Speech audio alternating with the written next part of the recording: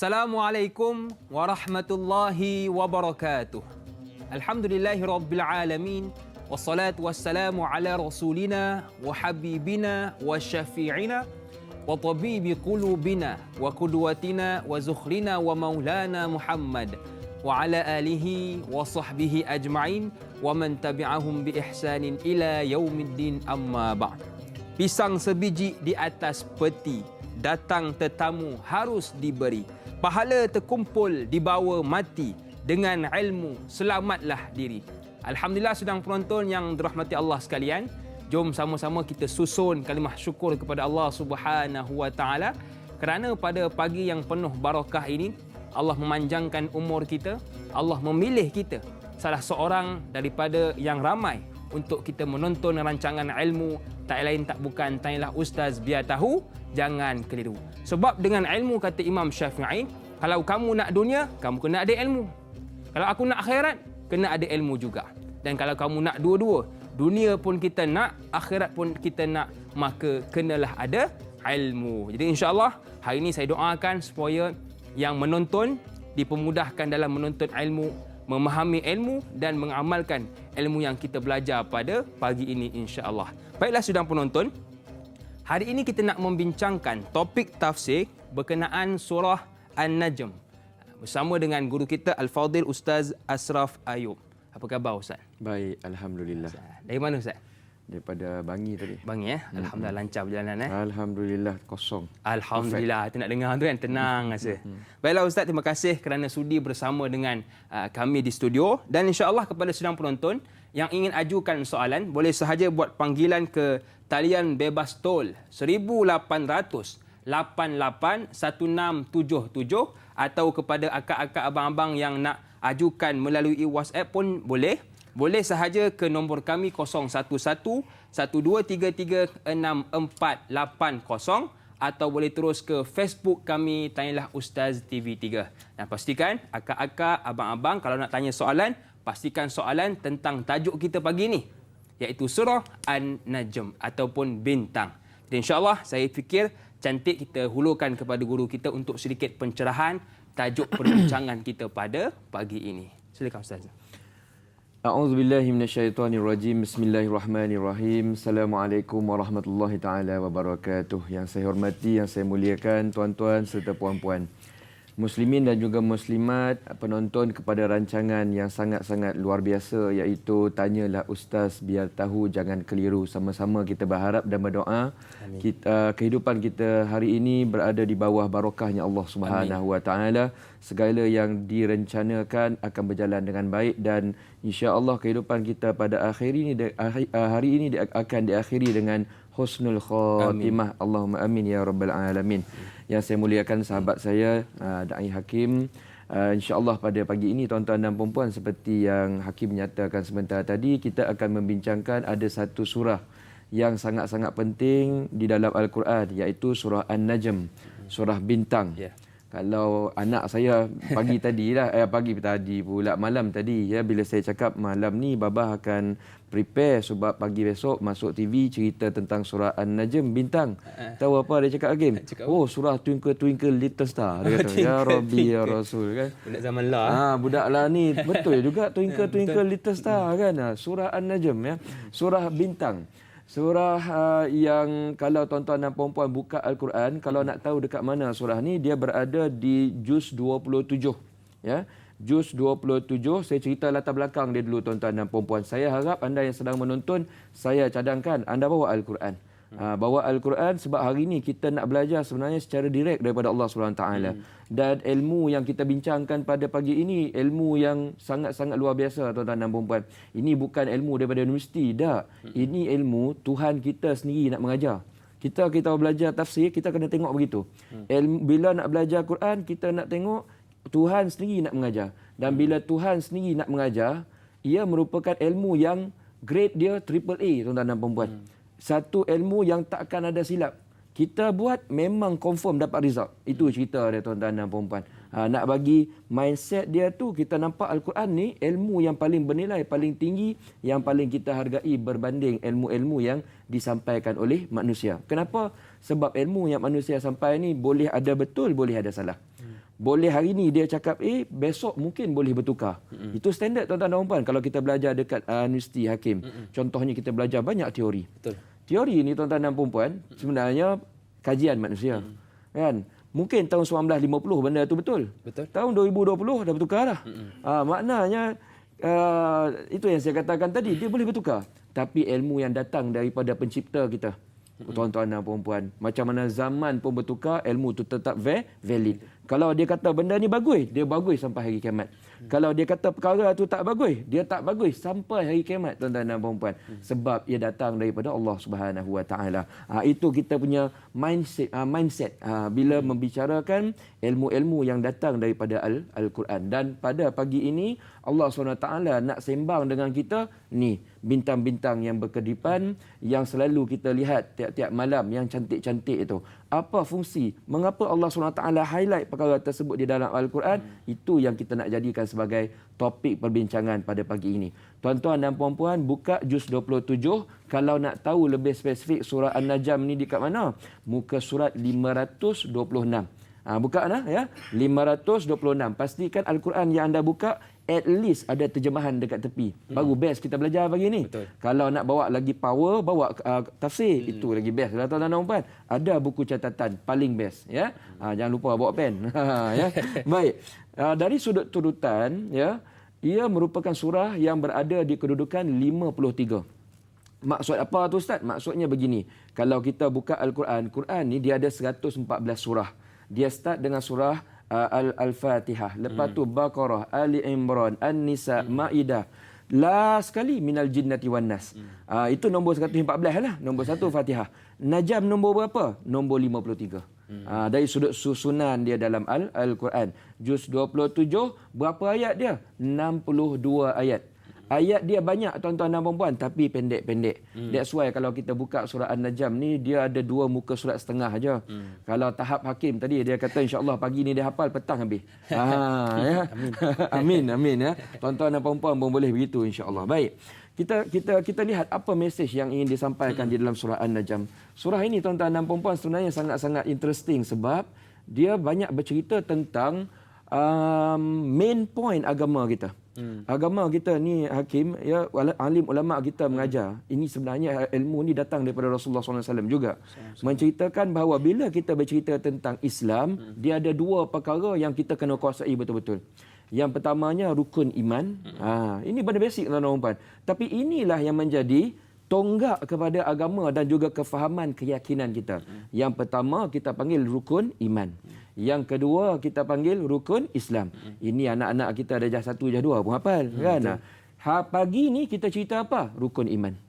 Nombor 2. Kalau tuan-tuan dan puan ingat lagi tak yang 6 tu ya, pertama percaya kepada Allah. Lepas tu percaya kepada malaikat. Dan highlight sebenarnya pagi ini dia nak cerita tentang percaya kepada malaikat. Percaya kepada malaikat, lepas tu percaya kepada kitab, confirmlah Al-Quran. Dan satu lagi highlight dia, percaya kepada Rasul. Banyak bersembang tentang malaikat Jibril dan juga Rasulullah sallallahu alaihi wasallam. Dan surah ini untuk makluman anda semua, dia turun di Mekah. Maknanya ketika period Rasul sallallahu alaihi wasallam sedang menghadapi orang kafir Quraisy yang waktu tu orang Islam cakaplah bega-bega, dogi-dogi ya. Iyo ya. Mula-mula dia orang baik main dengan Rasulullah SAW kan.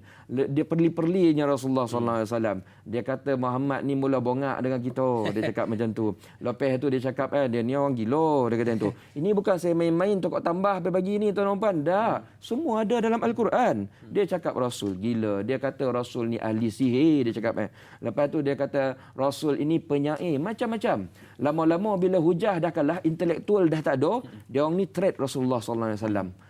Tahu threat tuan-tuan puan? Dia mula threat apa? Threat ancam. Ya macam tu. Pagi ni semua keluar English saya tak tahu ya. Menung. Dia ancam Rasulullah SAW. Dia dah mula ada ancaman secara fizikal. Kita tahu tuan-tuan dan puan, ada yang paling popular Bilal kena teruk ya.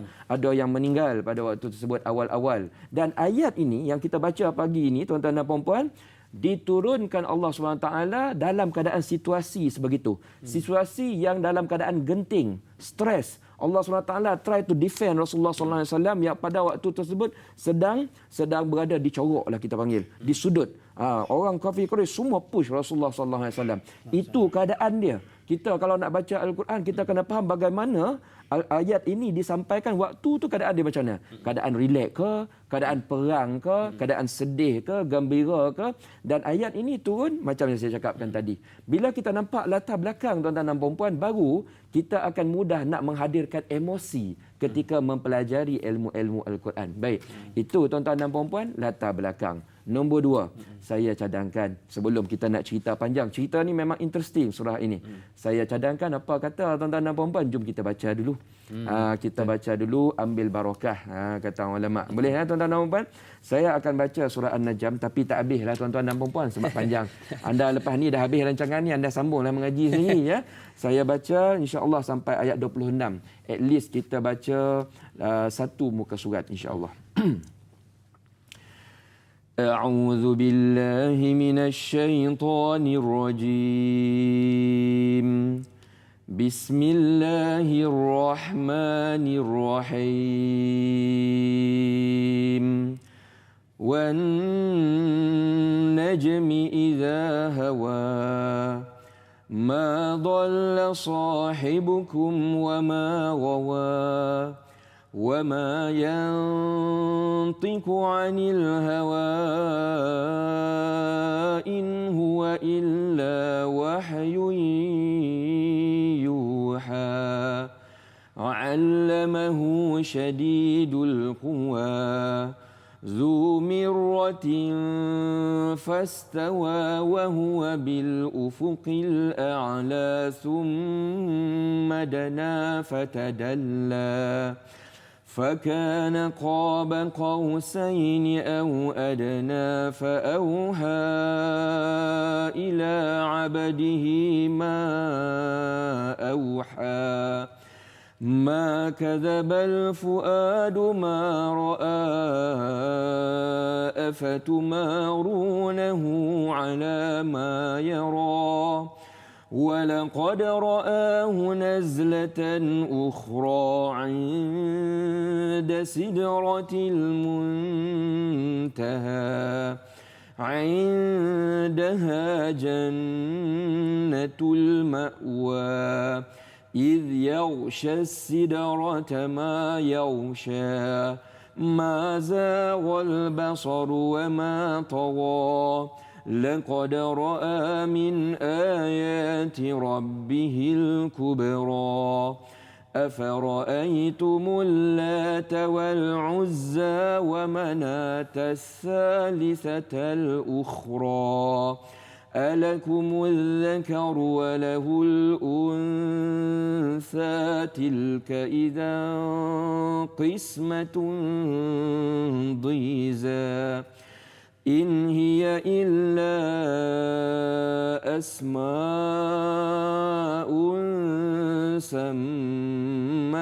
سميتموها أنتم وآباؤكم ما أنزل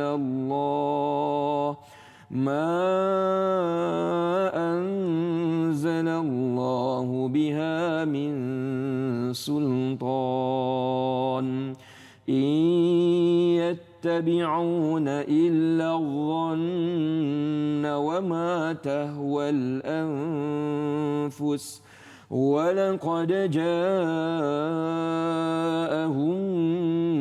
من ربهم الهدى أم للإنسان ما تمنى فلله الآخرة والأولى وكم من ملك في السماوات لا تغني شفاعتهم شيئا إلا من بعد أن يأذن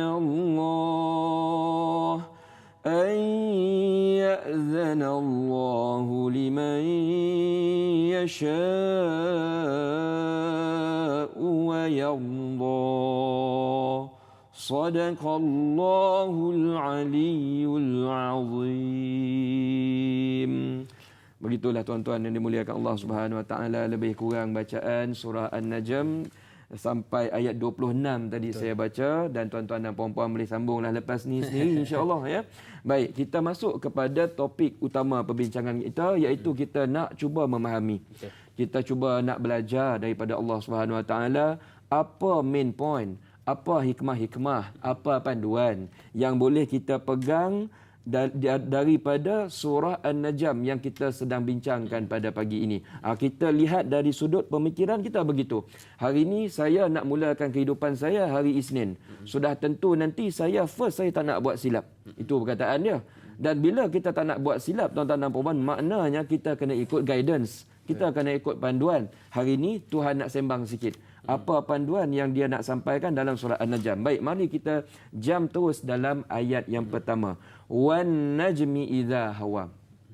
Dan bintang-bintang apabila ia terbenam. Lebih kurang maksudnya begitulah ya. Ayat ini tuan-tuan dan puan-puan, Allah Subhanahu Wa Taala mulakannya dengan bersumpah. Ayat Quran ni kalau kita tengok, dia start dengan waw. Ya, wadduha, ya, was-sama'i wat-tariq. Dia start dengan waw. Selalunya ayat tersebut maknanya Allah SWT sedang bersumpah. Allah bersumpah demi, itu maksudnya. Waw dekat situ, waw qasam kalau kita belajar bahasa Arab. Dia bukan waw maksudnya dan. Bukan waw ma'iyah. Dia waw qasam. Waw yang merujuk kepada Allah SWT sedang bersumpah. Bahasa kita take oath. Kita bersumpah tuan-tuan dan puan. Baik. Kenapa Allah SWT bersumpah? Kat sini kita kena faham dahulu. First kata ulama, bila Tuhan bersumpah, maksudnya Tuhan nak point kepada kita something yang really serious. Itu perkataan dia. Something, sesuatu point, sesuatu fact, sesuatu info yang really serious. Dan kita selaku yang mendengar, yang memahami, yang membaca, kita kena pay attention, level kita kena 100%. Kenapa? Sebab begitu maksud orang bersumpah, Hakim. Ya, contohnya lah, tadi Hakim tanya saya, Ustaz, tadi jalan okey ke tidak? Saya kata, Alhamdulillah jalan lancar. Betul ke Ustaz? Main-main ni cakap ni macam ngantuk-ngantuk ya. Lepas tu saya nak tunjuk saya serius ni. Wallahi, saya kata. Nampak ke tidak? Saya dah serius. Nada saya dah serius. Kita pun okey betul-betul. Tadi Hakim pun betul-betul. Saya nak bagi tahu perspektif dulu tuan-tuan dan puan-puan. Bila kita belajar Al-Quran, kita nampak begitu. Ni Tuhan sedang serius sebenarnya awal ni. Ya, bila kita nampak perkara tersebut, nanti kita akan mudah. Baik. Tuhan sedang bersumpah seperti yang saya katakan tadi, something yang serius. Point yang Tuhan nak highlight lepas ni. Baik. Kali ni Tuhan sedang bersumpah dengan apa? Dengan bintang-bintang. Ada orang tanya saya, kenapa Tuhan tak bersumpah macam kita bersumpah? Kan kita ni kalau makhluk, kalau bersumpah, kita tak boleh bersumpah dengan perkara lain. Betul. Kita perlu bersumpah hanya dengan menggunakan nama Allah Subhanahu Wa Taala. Sebab tu kalau kita bersumpah, kita sebut wallahi, wabillahi, watallahi. Maknanya nak tunjuk kita serius ni bukan lawak, ni bukan main-main. Tuhan ni tuan-tuan dan puan-puan, dia tak ada lagi atas daripada dia. Tak ada. Dia tak ada lagi atas daripada dia. Jadi apa yang dia buat? Selalunya bila Tuhan nak bersumpah, Allah SWT akan gunakan makhluk dia yang paling besar-besar ciptaannya. Makhluk dia yang paling canggih lah kita panggil. Betul. Makhluk Tuhan ni banyak. Sekecil-kecil COVID tu pun makhluk Allah. Sebesar-besar bintang tu pun makhluk Allah SWT. Jadi Tuhan selalu dia highlight perkara yang besar-besar. Bintang. Bintang ni apa? Ni nak share juga ni. Ni cerita ilmu NASA tuan-tuan dan puan-puan ya. Ilmu angkasa raya. Bintang ni apa? Kita tahu bintang, tapi kadang-kadang kita pun tak tahu apa beza bintang, apa beza planet, apa beza bulan, bumi dan matahari. Saya pun sebenarnya tak pandai sangat tuan-tuan dan puan. Dulu belajar sains, cikgu cakap kita tidur kat belakang kan. Tu yang tak ingat. Tapi tak apa, pagi tadi saya dah tengok bintang ni tuan-tuan dan puan, maksudnya macam ni. Kita tengok kalau malam kita tengok angkasa raya terbentang luas. Nak tahu mana satu bintang? Bintang ni ialah ciptaan Allah dekat atas tu, dia ni boleh keluarkan cahaya dia sendiri. Itu bintang. Macam kita bumi ni, dia bukan bintang. Dia tak ada cahaya. Dan dia kalau nak terang, dia perlukan cahaya daripada mana? Matahari. Jadi dalam sistem kita, tuan-tuan dan puan, yang paling terdekat bintangnya ialah matahari. Dia boleh produce cahaya dia sendiri, bantu planet-planet yang lain. Itu paling terdekat dengan kita. Dan sekarang ni tuan-tuan dan puan, bintang yang punya besar macam tu, kita panggil lampu suluh lah. Lampu suluh Allah SWT kat atas tu tuan-tuan dan puan-puan berjuta. Dan Tuhan kata benda ni besar. Benda ni besar. Macam kita sekarang ni bumi ni kita rasa dah besar betul dah. Dah besar sangat dah tuan-tuan dan puan-puan. Banding dengan matahari kecil bumi ni. Cinonet besar ni ya. Matahari kita anggap dah besar tu dah. Banding dengan bintang lain lah besar COVID je. Allah. Maknanya Tuhan nak bagi tahu aku ada banyak lagi ciptaan yang sebenarnya sangat besar. Allah Akbar. Kamu nak pergi pun kamu tak mampu. Itu first. Nak tengok pun kamu terkebil-kebil nak tengok. Nampak cinonet kecil-kecil je.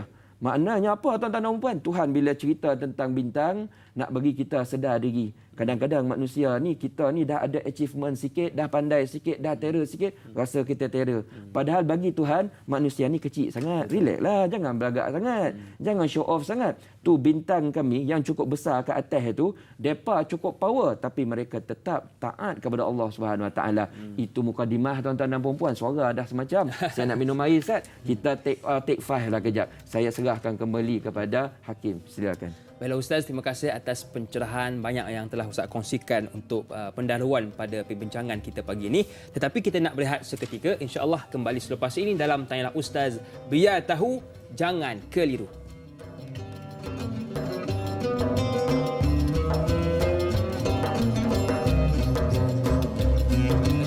Oh ya satu.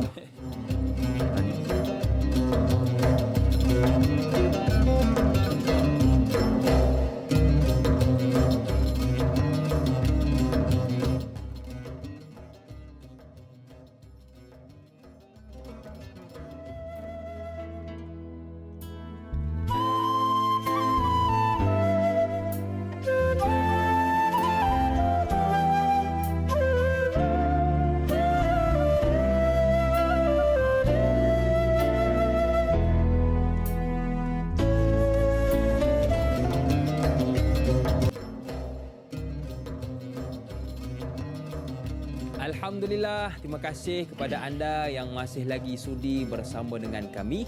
Kepada anda yang baru bersama dengan kami, hari ini kita membincangkan tentang topik tafsir iaitu surah An-Najm bersama dengan guru kita Al-Fadhil Ustaz Ashraf Ayub. Dan kepada anda yang ingin ajukan soalan tentang tajuk kita pada pagi ini, boleh sahaja buat panggilan ke talian bebas tol 1800 881677 atau boleh WhatsApp kami ke nombor 011123364480 atau terus ke Facebook kami Tanyalah Ustaz TV3. Jadi pagi tadi kita mulakan dengan bacaan bermula ayat 1 hingga 26 dan sekali ini kita nak berikan sekali lagi kepada Ustaz untuk syarahan pula tentang ayat 1 hingga 26. Silakan Ustaz. Tuan-tuan dan puan-puan yang dimuliakan Allah Subhanahu Wa Taala, kita akan menyambung kembali ke perbincangan kita, masih berada di ayat nombor 1 tentang tadi saya ada highlight mengapa Allah Subhanahu Wa Taala menjadikan bintang sebagai tema utama untuk dia bersumpah dengan kita. Ya, bintang ni tuan-tuan dan puan-puan, sambung cerita teruslah ya. Bintang ni tuan-tuan dan puan-puan kita selalu tengok dia waktu malam. Betul. Tapi bukan bermaksud waktu siang tu tak ada. Dia ada ya. Tapi kita tak nampak sebab wan najmi idza hawa. Dia dah mula apa? Dia dah mula terbenam. Maksud terbenam tu pagi dah mula datang. Pagi dah datang, matahari dah keluar. Bila matahari dah keluar disebabkan dia bintang juga, tapi dia berada kedudukan paling dekat dengan kita. Cahaya dia tu boleh suluh setengah bumi, dahsyat. Setengah bumi. Kenapa saya kata setengah? Sebab bumi ni berputar. Dia suluh setengah sini, siang sebelah sini. Yang belah sini tak kena, kita pun tidur, dia jadi malam ya. Bumi kita berputar. Ini belajar sains, semua orang tahu. Itu cerita dia. Baik. Soalan dia sekarang, kenapa Allah SWT gunakan bintang? Dan ayat ni mula-mula yang dengar siapa? Orang kafir Quraisy yang degil-degil tadi tu. Betul. Sebabnya Sebabnya begini. Tuhan nak bagi tahu kita tuan-tuan dan puan-puan, bintang ni penting dalam kehidupan. Terutamanya bagi orang Arab pada waktu tersebut. Bagi orang Arab pada waktu tersebut, mereka anggap bintang ni macam kita GPS lah. Macam kita Waze lah tuan-tuan dan puan-puan. Maknanya kalau kita nak pergi mana-mana, kita tak mau kita hidup sesat, itu yang kita akan jadikan sebagai pegangan. Zaman lah ni begitu. Tengok dekat handphone, turn left, turn right. Kita follow menonong macam tu kan. Iman tinggi kat Waze kan. Beriman Iman tinggi. Iman tu maksud percaya. Betul. Itu ya kan. Dia percaya dekat kata-kata Waze. Dan orang Arab dulu, cara mereka nak travel, contohnya daripada Mekah ke Madinah, kalau dia tiba waktu malam, padang pasir ni, mungkin Hakim pernah pergi Mekah atau Madinah, dia sama je. Kita tak tahu mana satu ni arah ni. Sebab zaman dulu, jangan nak tengok zaman sekarang. Ada jalan, betul, ada papan tanda, signboard cukup besar, tol semua siap bagai kan. Kita naik bas tidur, kita tak tahu apa-apa kan. Zaman dulu, mereka tak tahu tuan-tuan dan puan. So macam mana dia orang nak tahu tu arah Madinah, ni arah Syam, ni arah Parsi. Dia tengok mana? Dia tengok atas. betul. Dia tengok, ini ilmu tuan-tuan dan puan, kita dah tak belajar dah. Sebab kita dah ada waste. Betul. Tapi mereka dulu tengok bintang, dia tahu, oh ni arah utara, ni arah barat, ni arah timur, ni arah selatan. Dia tahu tuan-tuan dan puan. So bagi mereka, bila Nabi Muhammad highlight, wan najmi, oh dia cakap, oh benda ni penting. Betul. Dia terus faham benda ni penting. Maknanya ini menjadi panduan kepada mereka. Kalau mereka tak pegang tentang panduan daripada atas itu, musafir dia orang tu kelang kabut tuan-tuan dan puan. Sebenarnya nak highlight apa? Sebenarnya nak highlight begini. Ni Allah SWT sedang turunkan Al-Quran. Al-Quran ni pun GPS bagi kehidupan. Betul. Siapa yang pegang, hidup dia cukup lurus, no problem. Siapa yang tak pegang, dia akan meraba-raba, dia akan sesat, dia akan keliru. Last nanti dia pergi ke jalan mati. Jalan yang tak menuju redha Allah SWT. Wallahu a'lam. Silakan. Baiklah Ustaz, terima kasih atas pencerahan. Bila Ustaz sebut tentang GPS, teringat saya satu hadis Nabi yang sahih Ustaz. Dia kata, taraktu fikum amrain, aku tinggalkan kamu dua perkara. Kalau kamu pegang dua ini, hadis dan juga kitab Allah, lan tadillu abada. Kamu takkan sesat buat selamanya. Baiklah Ustaz dan sunang penonton, kita nak raikan soalan pertama di pagi ini. Soalan yang diajukan oleh sahabat kita, Sal Rasid Cikci di Facebook. Assalamualaikum Ustaz dan da'i, waalaikumsalam. Pada ayat 1 hingga 4 dalam surah An-Najm bintang, mengapa Allah Subhanahu wa taala bersumpah dengan bintang yang sedang terbenam? Adakah Allah Subhanahu wa taala bersumpah bahawa wahyu yang diturunkan kepada Nabi Muhammad sallallahu alaihi wasallam adalah benar, dan adakah ianya menyatakan gambaran peristiwa turunnya wahyu pertama di Gua Hira? Mohon Ustaz jelaskan. Terima kasih. Terima kasih kepada saudara Rasid yang sudi bertanya. Silakan Ustaz. Baik, terima kasih banyak kepada soalan kita yang kita dapat daripada Sal Rasid Cikci. Saya rasa ni nama ni familiar. Betul. Sebab beliau memang saya tahu pengikut setia lah kepada rancangan Tanyalah Ustaz, biar tahu jangan keliru. Pertama, kami nak ucapkan terima kasih atas soalan kerana ia akan membantu kita memahami topik perbincangan lepas ni.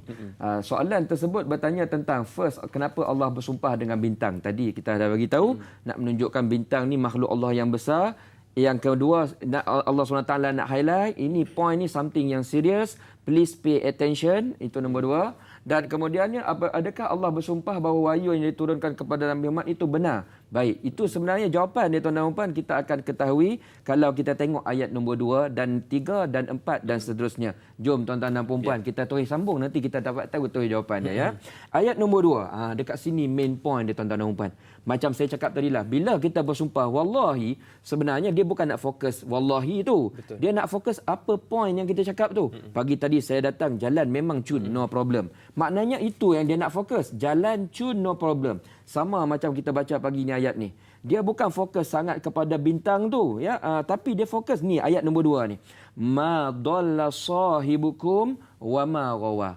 Allah SWT sebenarnya nak bagi endorsement. Endorsement. Kawanmu iaitu siapa? Rasulullah sallallahu alaihi wasallam ya. Rasul itu dia tidak sesat dan juga tidak keliru. Ini yang menjadi sebab biasa kenapa Allah SWT bersumpah dengan bintang. Maknanya Rasul ini, apa yang dia sampaikan tiap-tiap hari ini, semuanya benda ni betul. Semuanya berada dalam jalan hidayah. Nabi ni bukan cerita benda tahyul. Tak. Nabi bukan sembang-sembang benda lawak-lawak, kurafat-kurafat, benda yang tak betul. Tak. Apa yang kami sampaikan melalui Rasulullah SAW itu, sifat dia ma dhalla. Itu yang pertama. Dia tak akan sesat. Macam saya cakap tadi, Quran ni semua betul, tuan-tuan dan puan. Semua betul, tu perkataan dia. Kalau kita rasa macam tak betul, maknanya kita yang tak betul. Tu jawapan dia ya. Kita yang tak betul. Kalau kalam manusia, kajian manusia, jurnal manusia, boleh lagi kita tolak. Boleh lagi kita kata, oh ni mungkin salah ni. Kita boleh kata kalau kajian manusia, tak kiralah topi dia tu apa. Topi ulama' ke, topi ustaz ke, topi profesor ke, still boleh diperdebatkan, tu perkataan dia. Tapi ni ayat ni Allah SWT bagi dah endorsement. Apa yang Rasul sampai kepada kamu iaitu Al-Quran, tak mungkin sesat, tak mungkin salah, tak mungkin keliru. Kalau keliru, maknanya hampa yang keliru. Bukannya Allah Subhanahu Wa Taala yang keliru. Itu nombor 2. Tengok ayat nombor 3. Wa ma yantiqu anil hawa. Ya, kenapa tak keliru? Kenapa tak sesat? Apa yang Rasul sampaikan ni sebabnya begini. Apa yang Rasul cakap kami dah filter awal. Wa ma yantiqu anil hawa in huwa illa wahyu yuha. Nabi Muhammad tu dia kalau bercakap, dia bukan cakap daripada dia rasa-rasa. Tak. Dia bukan cakap macam kita main agak-agak, main cakap lepas. Tak. Dia bukan cakap daripada nafsu. Semua yang keluar daripada cakap dia, kami yang pandu sebenarnya. In huwa illa wahyu yuha. Ada wahyu yang backup. Ada poin yang kami ilhamkan kepada Rasul, Rasul cakap. Ada poin yang kami hantar malaikat Jibril sampaikan, iaitu Al-Quranul Karim. Datang daripada sendiri Allah Subhanahu Wa Taala. Ayat ni tuan-tuan dan puan-puan, sebenarnya Allah Subhanahu Wa Taala nak bagi another endorsement tentang betapa credibility Rasulullah SAW ni sangat-sangat tinggi. Yang bagi sijil tu perkataan dia. Tadi Hakim ada cerita dengan saya, tuan-tuan dan puan, saya suka sangat. Hakim cakap baru habis daripada Yusim ya. Alhamdulillah dah habis dah ni. Dah kahwin belum Hakim? Dah. Nasib baik dah kahwin, nasib baik dah kahwin tuan-tuan dan puan. Kadang saya nak sell tadi ya. Tapi nak bagi tahu, Hakim cakap nanti dia dapat konvo sijil tu mungkin tahun depan sebab Covid dan sebagainya. Kenapa sijil penting? Kenapa belajar universiti penting? Dia menjadi semacam endorsement. Orang boleh percaya dia ni ada ilmu something tentang sesuatu. Dan endorsement tentang kepada Rasulullah ni sijilnya datang dari mana? Datang daripada siapa? Allah Subhanahu Wa Taala. Ni sijil dia. Macam tu cara kita faham. Tapi tuan-tuan dan puan jangan pusing kona baring jauh sangat pula. Jangan kata ustaz tu merapu kata dapat sijil Rasulullah. Tak. Saya bagi analogi pagi ni ya. Bagi analogi sebab dengan analogi kita mudah faham. Betul. Dengan analogi kita mudah nak dapatkan perspektif. In huwa illa wahyu yuha. Sebab tu tuan-tuan dan puan-puan, Nabi ni apa yang Nabi kata kita cakap hadis. Hadis ni punya reliable, punya kita boleh percaya ya. Sampaikan ulama kata hadis ni terbahagi kepada kita. Kepada 3. 3 tu maksud dia apa? Yang pertama aqwal, yang kedua af'al, yang ketiga takrir. Akwal ni maksudnya apa? Apa yang Nabi cakap semua betul. Hadis lah ni. Ini cerita hadis ni tuan-tuan. Kadang-kadang orang faham hadis ni apa yang Nabi cakap ya. Tak. Hadis ni ada 3. Ya, ataupun sunnah ni ada 3 ya. Yang pertama apa yang Nabi cakap. Yang kedua apa yang Nabi buat. Itu pun hadis tuan-tuan dan puan-puan. Dan yang ketiga takrir. Takrir ni maksudnya diamnya Rasulullah SAW tanda setuju, itu pun kita boleh jadi sebagai hujah.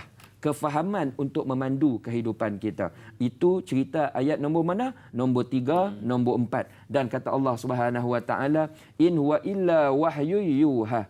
Nabi ini tuan-tuan dan puan-puan, dia tak bercakap merapu. Apa yang disampaikan tu ayat Quran datang daripada Allah Subhanahu Wa Taala. Kami bagi kepada Rasulullah SAW melalui malaikat Jibril. Nabi sampaikan kepada kita 100% sama. Kalau bunyi atas wa, sama dekat kita pun bunyi wa. Begitu maksudnya. Wallahu a'lam. Baik Ustaz, terima kasih atas pencerahan. Jadi perlu kita faham pada hari ini hadis bukan sahaja kata-kata Nabi, tetapi tindakan Nabi dan diam Nabi itu pun merupakan hadis junjungan besar Nabi Muhammad sallallahu alaihi wasallam. Baiklah Ustaz dan sedang penonton, kita nak teruskan perbincangan kita pada ayat yang kelima dan yang keenam seperti yang diajukan oleh sahabat kita di Facebook. Al-Ali Ali. Assalamualaikum Ustaz dan da'i yang dihormati. Waalaikumsalam. Dalam ayat 5 dan 6, Nabi Muhammad sallallahu alaihi wasallam melihat malaikat Jibril dalam bentuk asal. Kenapakah Jibril menzahirkan wajahnya kepada Nabi? Adakah ini kali pertama Jibril menzahirkan bentuk asal kepada Nabi dan apakah tujuannya? Mohon pencerahan Ustaz supaya tahu dan tidak keliru. Terima kasih kepada Al-Ali Ali yang sudi bertanya. Kita sedia maklum Ustaz yang wajah Jibril ni ialah menakutkan. Dan kali ini adakah Jibril datang kepada Nabi dalam keadaan menzahirkan wajah sebenarnya? Silakan Ustaz. Baik, terima kasih banyak kepada Al-Ali Ali ya. Bertanya tentang Jibril. Kenapa soalan ni bertanya tentang Jibril? Jawapannya tuan-tuan dan puan sebab ayat nombor 5. Tuan-tuan dan puan-puan sekarang ni ada tafsir ke, ada terjemahan dekat rumah, cuba tengok. Ayat nombor 5, nada dia dah berbeza. Main point dia kepada Jibril pula. Tadi highlight Rasul. Mula-mula highlight tentang Rasul. Rasul ni bukan bongak-bongak dia datang. Dia cakap semua betul. Lepas tu bagi tahu apa yang disampaikan Rasul tu betul. Maknanya Al-Quran dan juga sunnah. Sekarang highlight dia yang menyampaikan kepada Rasul, iaitu malaikat Jibril. Tengok ayat nombor 5. Ni saya tulis nak jawab soalan tadi ya. Allamahu syadidul quwa. Yang mengajarnya ialah daripada makhluk yang sangat kuat. Lebih kurang macam itulah. Sebenarnya nak highlight malaikat Jibril. Malaikat Jibril ni tuan-tuan dan puan-puan, bolehlah kita panggil lebih kurang tok guru Nabi lah.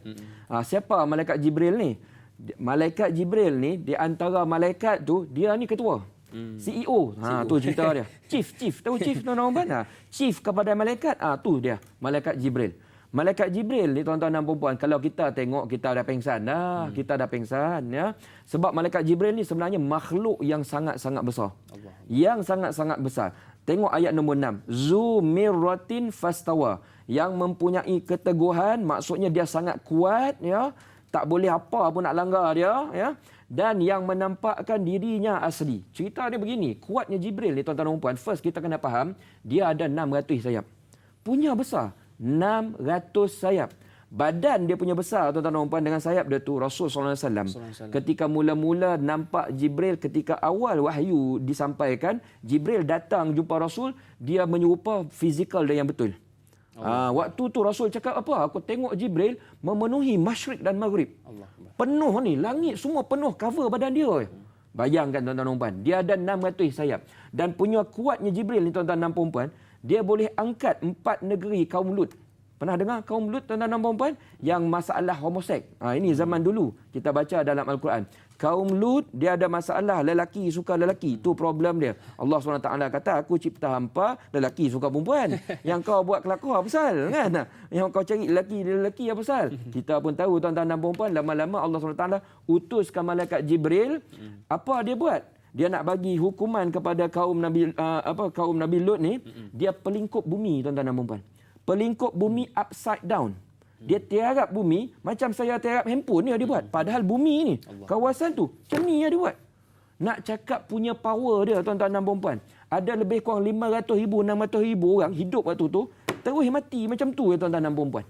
Ada juga Jibril ni tuan-tuan dan puan, kaum Nabi Samud. Kaum Nabi Samud pula pagi ni terbabas. Kaum Samud Nabi Soleh. Tu perkataan dia. Jibril datang, dia jerekah sekali ya. Dia jerit sekali ya. Semua mati tuan-tuan dan puan. Nak bayangkan Jibril ni power ke tidak? Power tuan-tuan dan puan. Ada juga buku tafsir lain saya baca, Jibril ni dia ada 600 sayap. Selama ni dia cakap dia terbang, aku terbang guna 2 sayap je. 2 sayap tu ya dah terbang punya laju tuan-tuan dan puan. 600 itu tak apalah, itu fungsi lain. Itu fungsi lain. Maknanya itu ayat yang mengatakan zu mirratin fastawa. Baik. Kita tahu lagi ayat nombor 7. Wa huwa bil ufuqil a'la. Ayat ni tuan-tuan dan puan, dia sebenarnya nak bercerita tentang first time bagaimana Jibril jumpa Rasulullah sallallahu alaihi wasallam ketika awal nak menyampaikan wahyu. Sangat-sangat interesting tuan-tuan dan puan. Saya cakap tu terang. Tapi kejap lagi saya cerita, saya rasa nak minum dulu tuan-tuan dan puan. Saya serahkan kepada Hakim. Baiklah Ustaz, terima kasih atas pencerahan. Kalau tengok kita tertunggu apa yang ingin dibicarakan oleh Ustaz kita. Tetapi kita berehat sekali lagi, kembali selepas ini dalam rancangan Tanyalah Ustaz, biar tahu, jangan keliru.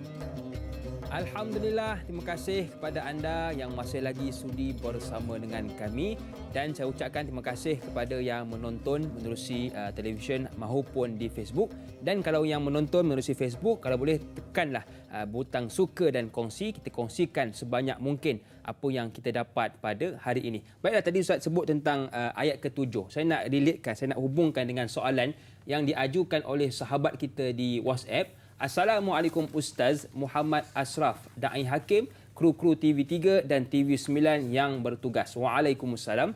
Soalan saya, dalam ayat 7 dan 8 dalam surah An-Najm ada menyebut mengenai Nabi Muhammad sallallahu alaihi wasallam menerima wahyu yang pertama dan dalam masa yang sama didatangi oleh Jibril dalam bentuk asal.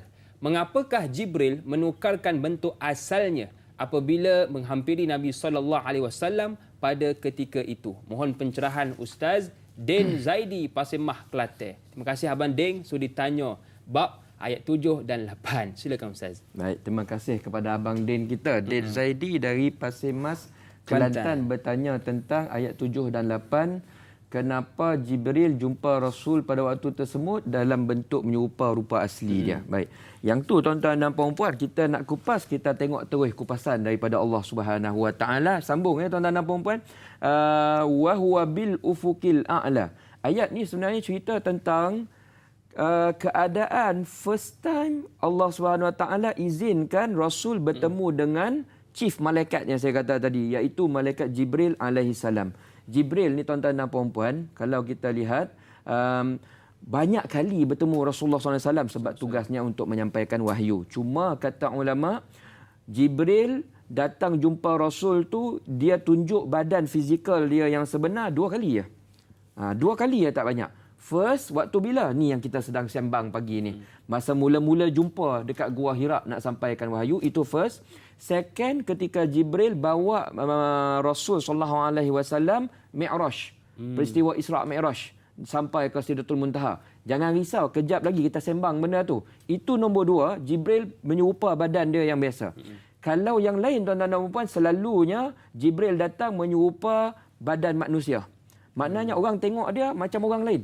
Dan selalunya ada seorang sahabat Nabi, dia ni nama dia Dihyah bin Khalifah Al-Kalbi. Kita panggil Dihyah Al-Kalbi. Sahabat Nabi. Antara orang yang terawal masuk Islam. Jibril kalau jumpa Rasul selalu menyerupa orang ni. Kenapa? Dihyah nama dia ya. Dihyah Al-Kalbi. Kenapa? Sebab Dihyah ini dia handsome, tuan-tuan dan puan-puan. Dia lebih kurang macam Hakim handsome. Lebih kurang. Gurau je tuan-tuan dan puan-puan ya. Gurau je ya. Don't take it seriously lah orang cakap ya. Gitu ya. So, dalam keadaan lain banyak menyerupa manusia. Ada juga kadang-kadang dia menyerupa manusia, seorang sahabat pun tak kenal. Seorang sahabat pun tak kenal. Dalam hadis Jibril, kalau Hakim tahu kan, kita selalu tahu hadis Jibril datang jumpa Rasul, ajar tentang iman maksud apa, Islam maksud apa, betul tak kan?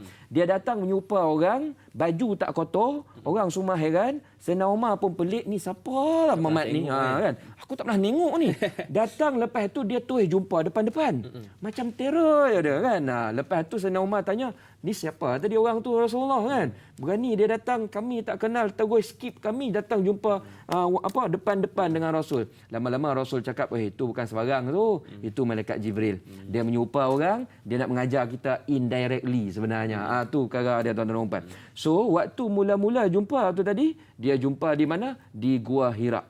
Di Gua Hira dia tunjuk badan dia yang sebenar, yang saya kata ada 600 sayap dan sebagainya. Summa dana fatadalla. Tengok ayat nombor 8 tuan-tuan dan puan-puan. Makin lama makin dekat Jibril, makin lama makin dia dekat malaikat Jibril ya. Sampailah dia dekat dengan Rasul sallallahu alaihi wasallam tu, ayat nombor 9 kata fakana qaba qausaini aw adna. Punya dia dekat dengan Rasul, jarak dia tu seolah-olahnya qaba qausaini. Qaba qausain ni maksudnya 2 hujung busur panah ataupun lebih dekat. Busur panah ni maksudnya orang dulu dia kalau mana dia ada tempat tarik dia tu kan. Tempat tarik dia tu nama dia busur, tuan-tuan dan puan. Tempat tarik tu nama dia busur. So busur maknanya lebih kurang lah kalau pegang panjang ni. Maknanya kalau satu panjang ni, satu lagi panjang situ, jarak sama lebih kurang macam ni ya. Ini jarak dia, punya dekat. Au adna, mungkin lebih dekat. Oh, itu awal-awal tuan-tuan dan puan. Why buat begitu? Nak tunjuknya kepada Rasulullah SAW. Ni yang datang ni bukan calang-calang. Bukan ini kaleng-kaleng. Keren. Bukan apa? Bukan kaleng-kaleng. Kaleng-kaleng. Tu bahasa Hakim. Kan tanya dia apa maksud kaleng-kaleng. Ya. Ini bukan kaleng-kaleng tuan-tuan dan puan. Ini utusan dari Allah Subhanahu Wa Taala. Wallahu a'lam. Baiklah Ustaz, terima kasih atas pencerahan. Maknanya hari ini kalau kita perlu faham yang Jibril ini dia tontonkan, dia jermakan diri yang sebenar 2 kali je Ustaz. Selain itu meniru manusia seperti kita. Baiklah Ustaz dan senang penonton, kita ada soalan di talian. Ada seorang pemanggil. Assalamualaikum. Siapa di sana? Waalaikumsalam Ustaz. Silakan. Abdullah Osman daripada Seremban. Ya, silakan tuan. Ada dua perkara lah Ustaz. Ya. Dalam Isra Mi'raj, hanya Rasulullah SAW saja yang boleh sampai ke Sidratul Muntaha. Sampai di sana. Makhluk lain, malaikat dan manusia memang tak boleh masuk. Jadi apa istimewanya Sidratul Muntaha ini? Dan lagi satu ialah tentang berbohong dengan sumpah dengan nama Allah untuk yakinkan orang macam orang berniaga dan sebagainya. Apa hukumnya? Itu saja. Terima kasih. Baik, terima kasih kepada Tuan Abdullah dari Seremban. Ini satu negeri dengan Ustaz ni. Sudi bertanya tentang yang pertama, kalau tengok Nabi ni dapat naik ke Sidratul Muntaha. Apa istimewa Nabi kita Muhammad sallallahu alaihi wasallam? Silakan Ustaz. Baik. Terima kasih dahulu saya ucapkan kepada Tuan Abdullah Osman. Minta maaf kalau salah. Tu yang namanya tadi kan. Tuan Abdul Osman yang call kita daripada Seremban bertanya tentang dua soalan. Pertama, apakah keistimewaan Sidratul Muntaha? Ini tuan-tuan dan puan-puan nak tahu jawapan dia ada dalam ayat 14 dan seterusnya. Sidratul Muntaha ini maksudnya sidrah. Sidrah ni maksudnya pohon bidara. Kalau ikut ni terjemahan sebiji-sebiji ni tuan-tuan dan puan, sebiji-sebiji. Sidrah maksudnya pohon bidara. Ya. Muntaha pula maksud dia apa? Yang paling hujung, yang paling jauh. Sebenarnya dia nama tempat lah lebih kurang kalau yang kita faham. Nama tempat yang paling hujung, paling jauh, dan di situlah dipercayai bertemunya Allah Subhanahu Wa Taala dengan Rasulullah SAW nak sampaikan hadiah semayang 5 waktu dalam peristiwa Mi'raj ni Rasulullah SAW bertemu Allah Subhanahu Wa Taala pada waktu tersebut. Dan ya kalau kita lihat tafsir ya, malaikat Jibril waktu bawa Rasulullah SAW, dia sampai dekat pintu gate. Ni bahasa saya, tuan-tuan dan puan, bahasa saya. Dia sampai dekat pintu gate Sidratul Muntaha tu je. Dia kata, tahap saya paling jauh sampai ni. Allahu Akbar. Dah tak boleh nak lepas lagi dah. Aku tadi bawa kamu daripada Mekah pergi ke Masjidil Aqsa, yang tu aku boleh lagi. No problem. Itu Isra' tuan-tuan dan puan. Lepas tu dia Mi'raj, naik Burak kan. Burak pun laju, Jibril pun laju. Mana tak laju 600 sayap. Betul. Kita burung baru 2 sayap tu pun dah laju tuan-tuan. Baru 2. Burung baru 2. Ni Jibril berapa? 600 punya besar. Bayangkan. So dia tak ada masalah lah nak bersaing dengan buruk tu. Tapi sampai dekat Sidratul Muntaha, Jibril kata, aku sampai takat lah ni lah. Sehebat aku pun sampai sini. Sampai sini lah. Sampai sini lah. Yang lain Muhammad hampa pergi sendiri. Allah. Masya Allah, tabarakallah. Nak cakap apa tuan-tuan dan puan? Sidratul Muntaha tempat yang sangat grand. Sangat grand. Sangat grand. Dia seolah macam ni, kita pergi Putrajaya, kita pusing luar-luar kan, tengok-tengok bangunan besar-besar kan. Tapi nak masuk pejabat Perdana Menteri tu, itu kita tak boleh lah. Kan? Paling jauh kita selfie, itu paling terror lah. Tapi ni Nabi Muhammad SAW, saya nak bagi gambaran, perspektif. Ni nak jumpa masuk dalam. Masuk dalam tempat Sidratul Muntaha tu, kata ayat yang selepasnya, sebelah dia tu ada Jannatul Ma'wa, ada syurga sebelah dia. Ya. Kemudian dia tempat yang paling grand tuan-tuan dan puan-puan. Iz yausha sidrata ma yausha. Saya baca ayat 16. Dia diliputi ada ribuan malaikat berwarna-warni bercahaya. Malaikat Rasul pun nak describe pun payah. Dia cerita macam ni, kita orang kampung, contohlah ni orang kampung, first time pergi New York. Macam tu lah lebih kurang kan. Nak cakap dengan orang, nak cakap tu dulu zaman selfie tak ada. Betul. Kan, gambar tak ada. Nak cerita tu susah sebab kita first time tengok benda yang kita tak pernah tengok. Tapi Rasul cakap dia sangat grand, dia berwarna-warni, sangat cantik. Tu cerita dia tuan-tuan dan puan-puan. Ya. So itu jawapan yang pertama tentang Sidratul Muntaha. Bagaimana description dia? Tuan-tuan dan puan-puan boleh tengok ayat 14 sampai ayat 17 ada bagi tahu. Soalan kedua, tadi Tuan Abdullah tanya 2 soalan. Apa hukum bersumpah bohong dengan menggunakan nama Allah SWT? Ini jawapan straight sangatlah. Jawapan dia apa? Haram. Hukum dia tuan-tuan dan puan. Dia sebenarnya menipu. Allah. Tu cerita dia, bohong ni menipu lah katanya.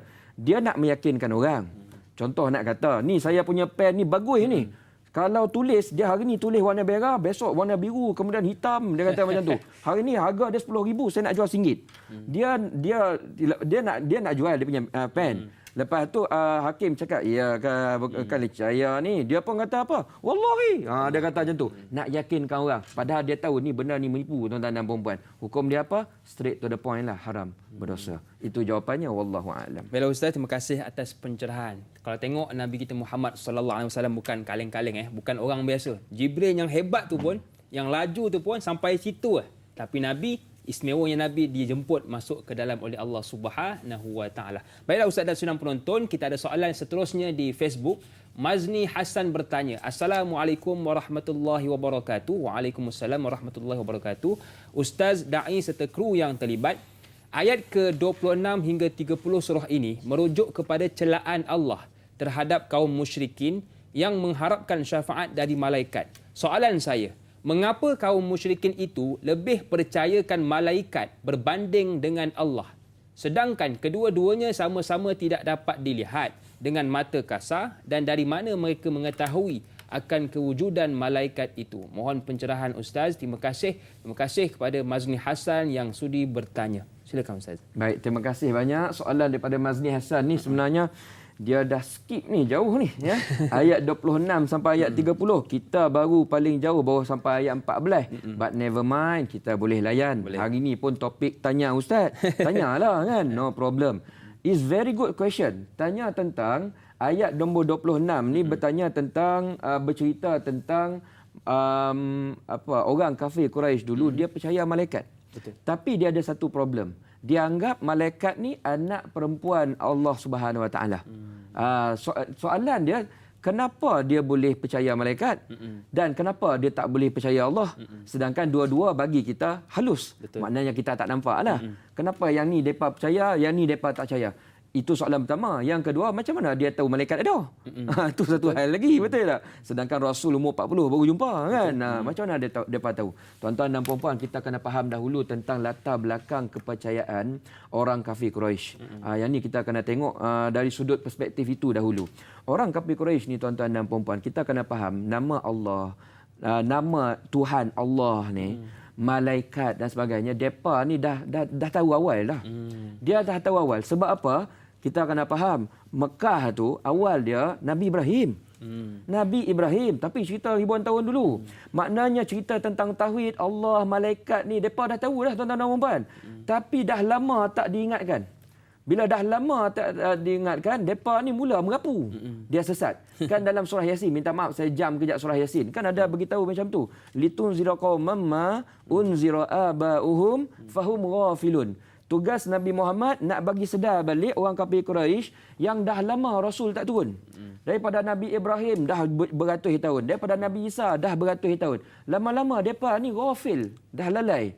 Lalai macam mana? Kita cakap dulu, kita nak bagi faham, malaikat ini hanyalah makhluk Allah, dia bantu-bantu tugas begitu ya.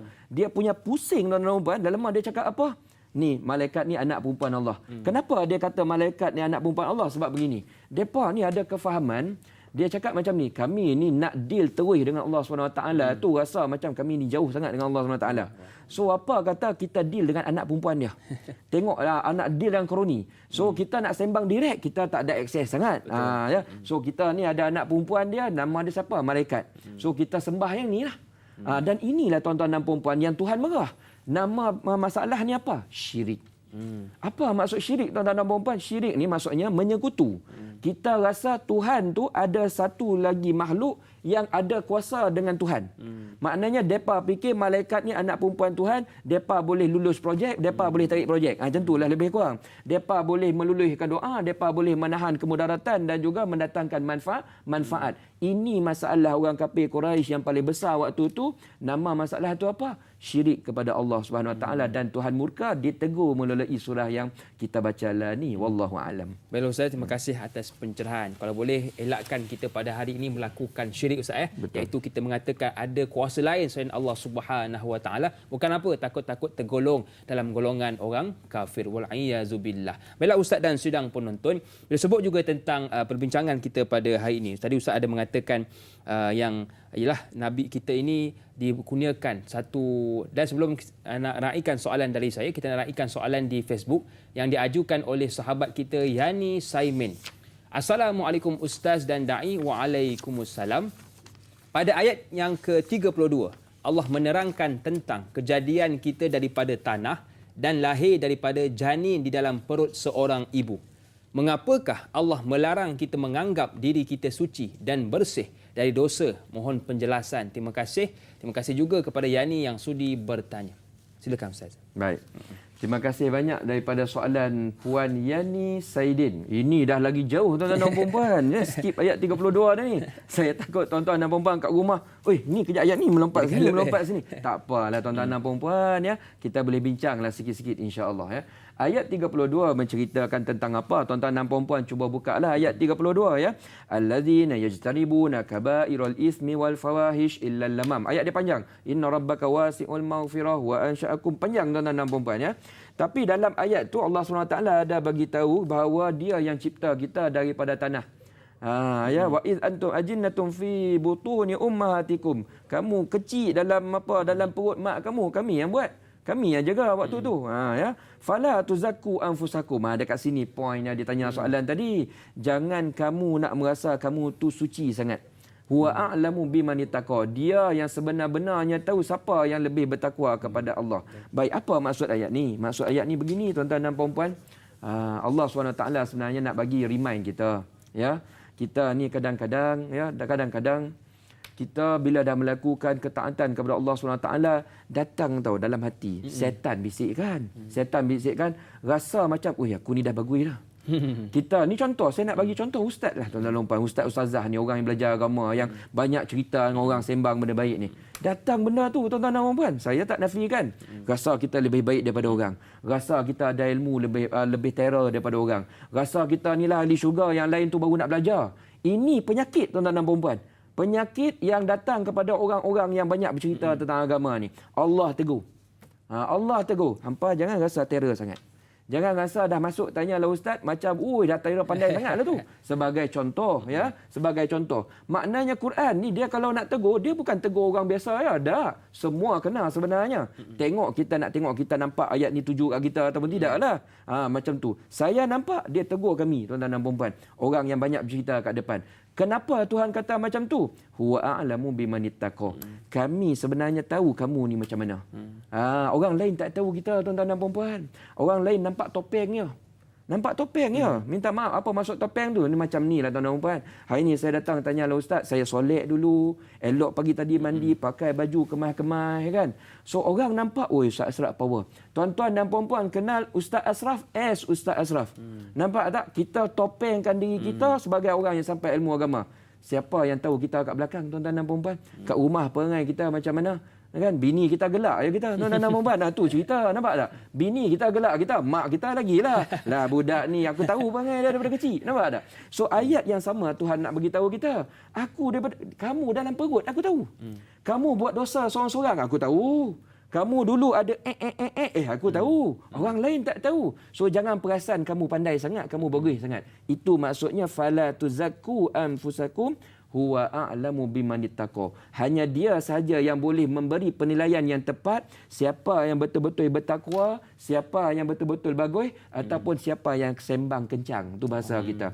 Bagi kita ni manusia, dia nak bagi ayat ni bagus tau. Dia nak bagi kita menunduk sikit tuan-tuan dan puan-puan. Tawaduk kepada Allah SWT bila melakukan amal soleh, jangan rasa bagus, tapi rasa kita melakukan amal soleh sebab tak cukup, sebab dulu kita banyak sangat buat kesilapan dan kita nak tunjuk, kita nak mengubah diri jadi lebih baik pada pandangan Allah SWT. Wallahu a'lam. Baiklah Ustaz, terima kasih atas pencerahan dalam kita sibuk nak menjadi baik. Tapi hati-hati dengan perasaan aku dah rasa baik. Aku dah cukup baik. Sebab apa? Takut mendatangkan dosa, bukan mendatangkan pahala. Baiklah, kita berehat seketika. Kembali selepas ini dalam rancangan Tanyalah Ustaz. Biar tahu, jangan keliru.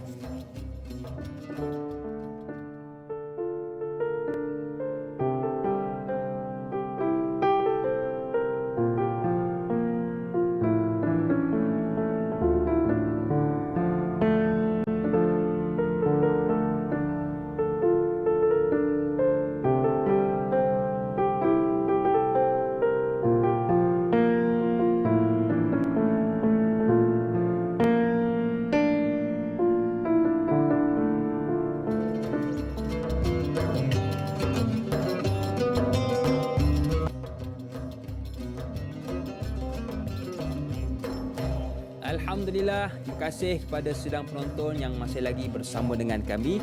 Kita sudah membincangkan ayat 1 hingga ayat yang ke-18 dan insya-Allah kita nak sambung pula pada ayat yang ke-19 insya-Allah. Silakan Ustaz. Baik.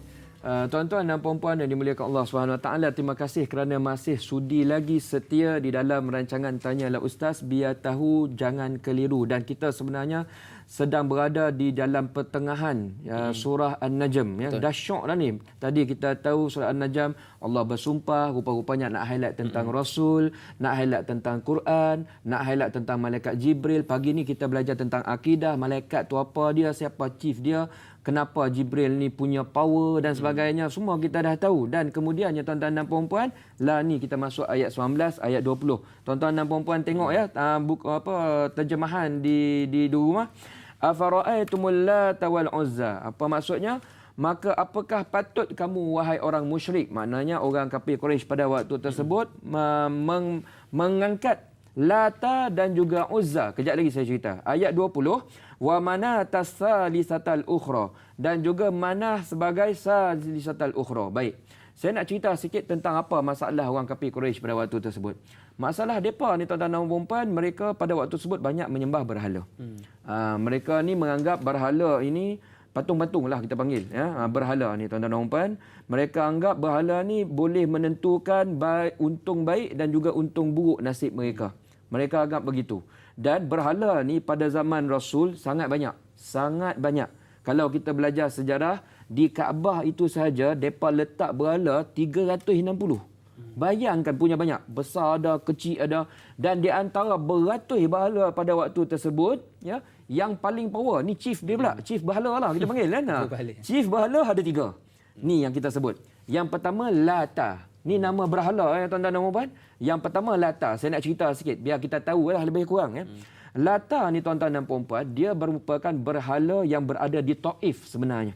Kalau tuan-tuan dan puan-puan pergi Mekah ya, kadang-kadang ada agensi dia akan bawa pergi melawat Taif. Tempat yang Rasul pernah bagi dakwah jauh tuan-tuan dan puan. Naik bas dia kawasan pegunungan. Dia macam Cameron Highland, atas itu sejuk. Saya pernah pergilah 2 tahun lepas. Sejuk atas itu. Rasul pernah pergi berdakwah dekat sana yang tak berjaya, yang kena baling dan sebagainya. Tapi ada juga orang masuk Islam pada waktu tersebut, tak ramai ya. So Taif pada waktu tersebut dia ada berhala. Nama dia apa? Lata. Dia ambil satu batu warna putih cukup besar, dia ukir, lama-lama dia sembah. Mereka percaya Lata ni merupakan dewi yang jaga kesuburan bumi ni.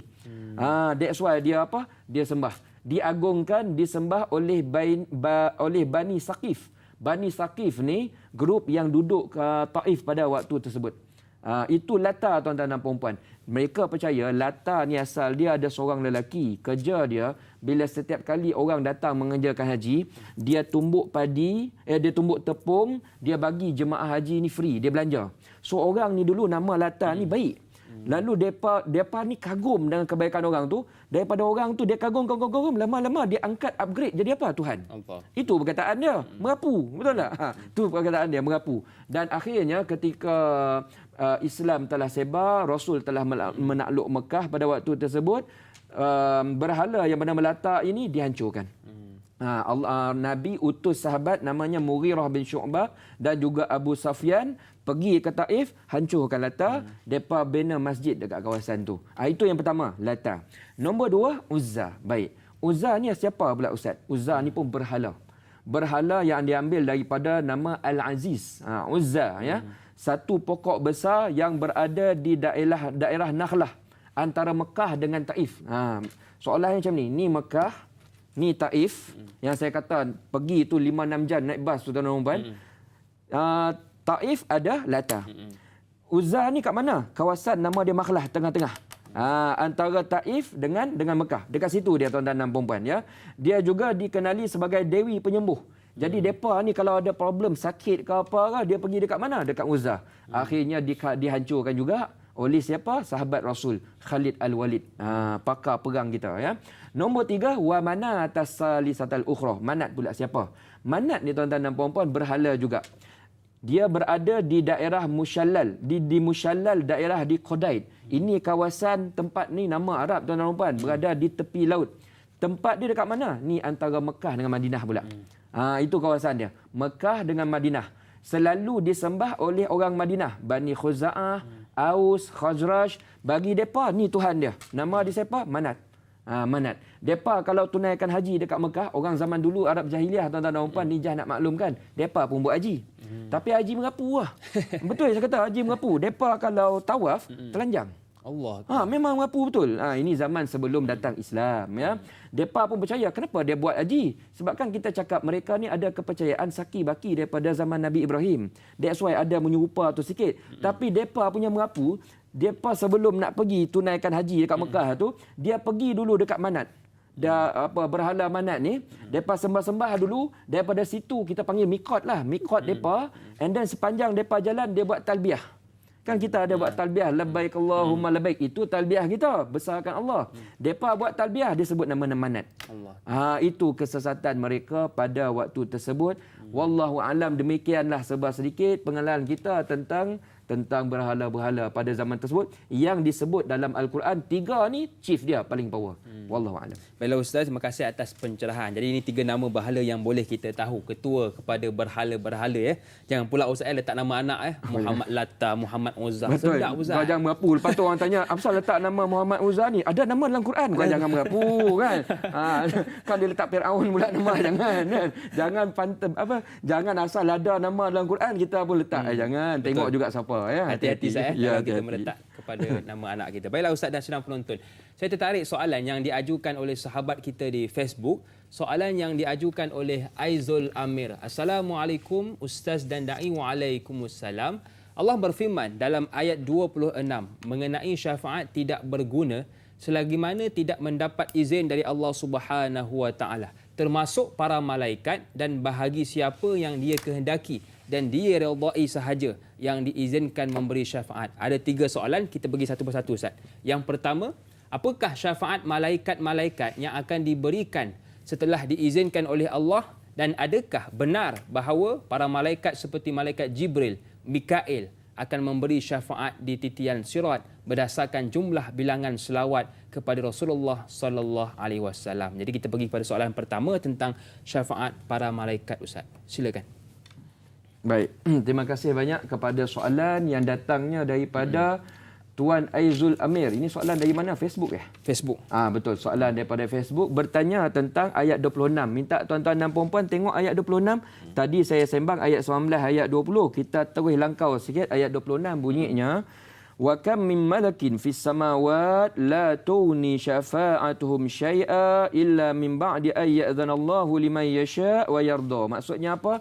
Dan berapa banyak malaikat yang ada kat langit tu, syafaat mereka ni tak berfungsi langsung, tak berguna langsung kecuali Allah SWT bagi izin. Itu pun bukan sebarang orang. Orang yang dia izinkan dapat syafaat malaikat, orang yang diredai oleh Allah Subhanahu Wa Taala. Baik. Soalan tadi bertanya tentang syafaat. Syafaat malaikat, syafaat tok guru, kita ni boleh ke tidak bagi syafaat? Apa cerita sebenarnya? Saya ambil masa sikit tuan-tuan dan puan, boleh ya? Saya cerita tentang syafaat. Syafaat ni tuan-tuan dan puan, dia maksudnya genap. Witir, dia lawan dia witir. Witir apa? Ganjil. Syafaat ni genap. Kenapa dia katakan syafaat ni genap? Sebab dia gunakan perkataan tersebut nak ceritakan tentang penggenap.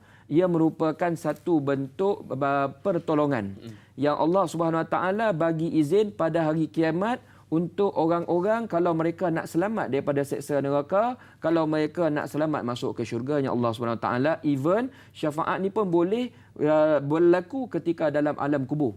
Selamat daripada mana? Daripada azab kubur. Baik. Dalam Islam, tuan-tuan dan puan-puan, kita kena faham basic dia begini.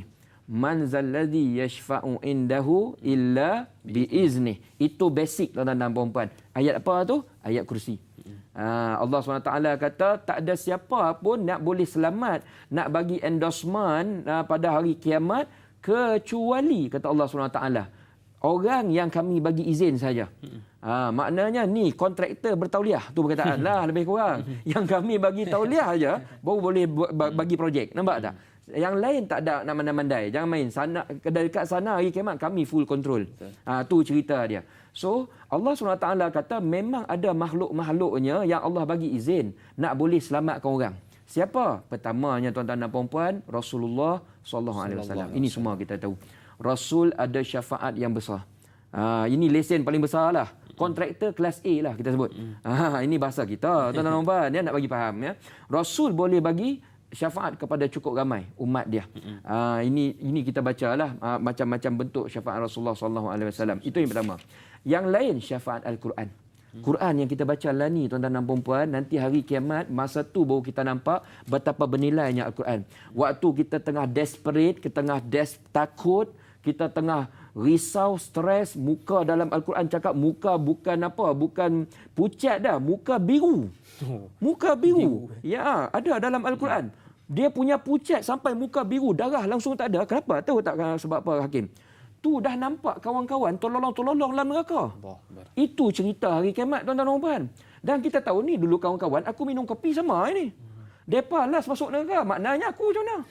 Macam itulah cerita tuan-tuan ya. Itu sebabnya orang risau dan waktu tu kita cari siapa boleh bantu kami. Dan waktu tu baru kita nampak Al-Quran yang kita baca pagi ni tiba-tiba menerpa kita. Mana apa baru masa tu baru tahu ya betapa hebat Quran. Mungkin sekarang ni kita rasa lagi-lagi cerita tajwid panjang pendek dengung Iqra. Tak dan ini datang dari Allah. Nanti Allah bagi izin Quran boleh bagi syafaat. Itu nombor 2. Siapa lagi boleh bagi syafaat? Banyak lagi. Puasa boleh bagi syafaat. Puasa memang ada hadis kata boleh bagi syafaat. Siapa lagi boleh bagi syafaat? Malaikat. Malaikat boleh bagi syafaat. Maknanya nak selamatkan orang yang saya kata tadi.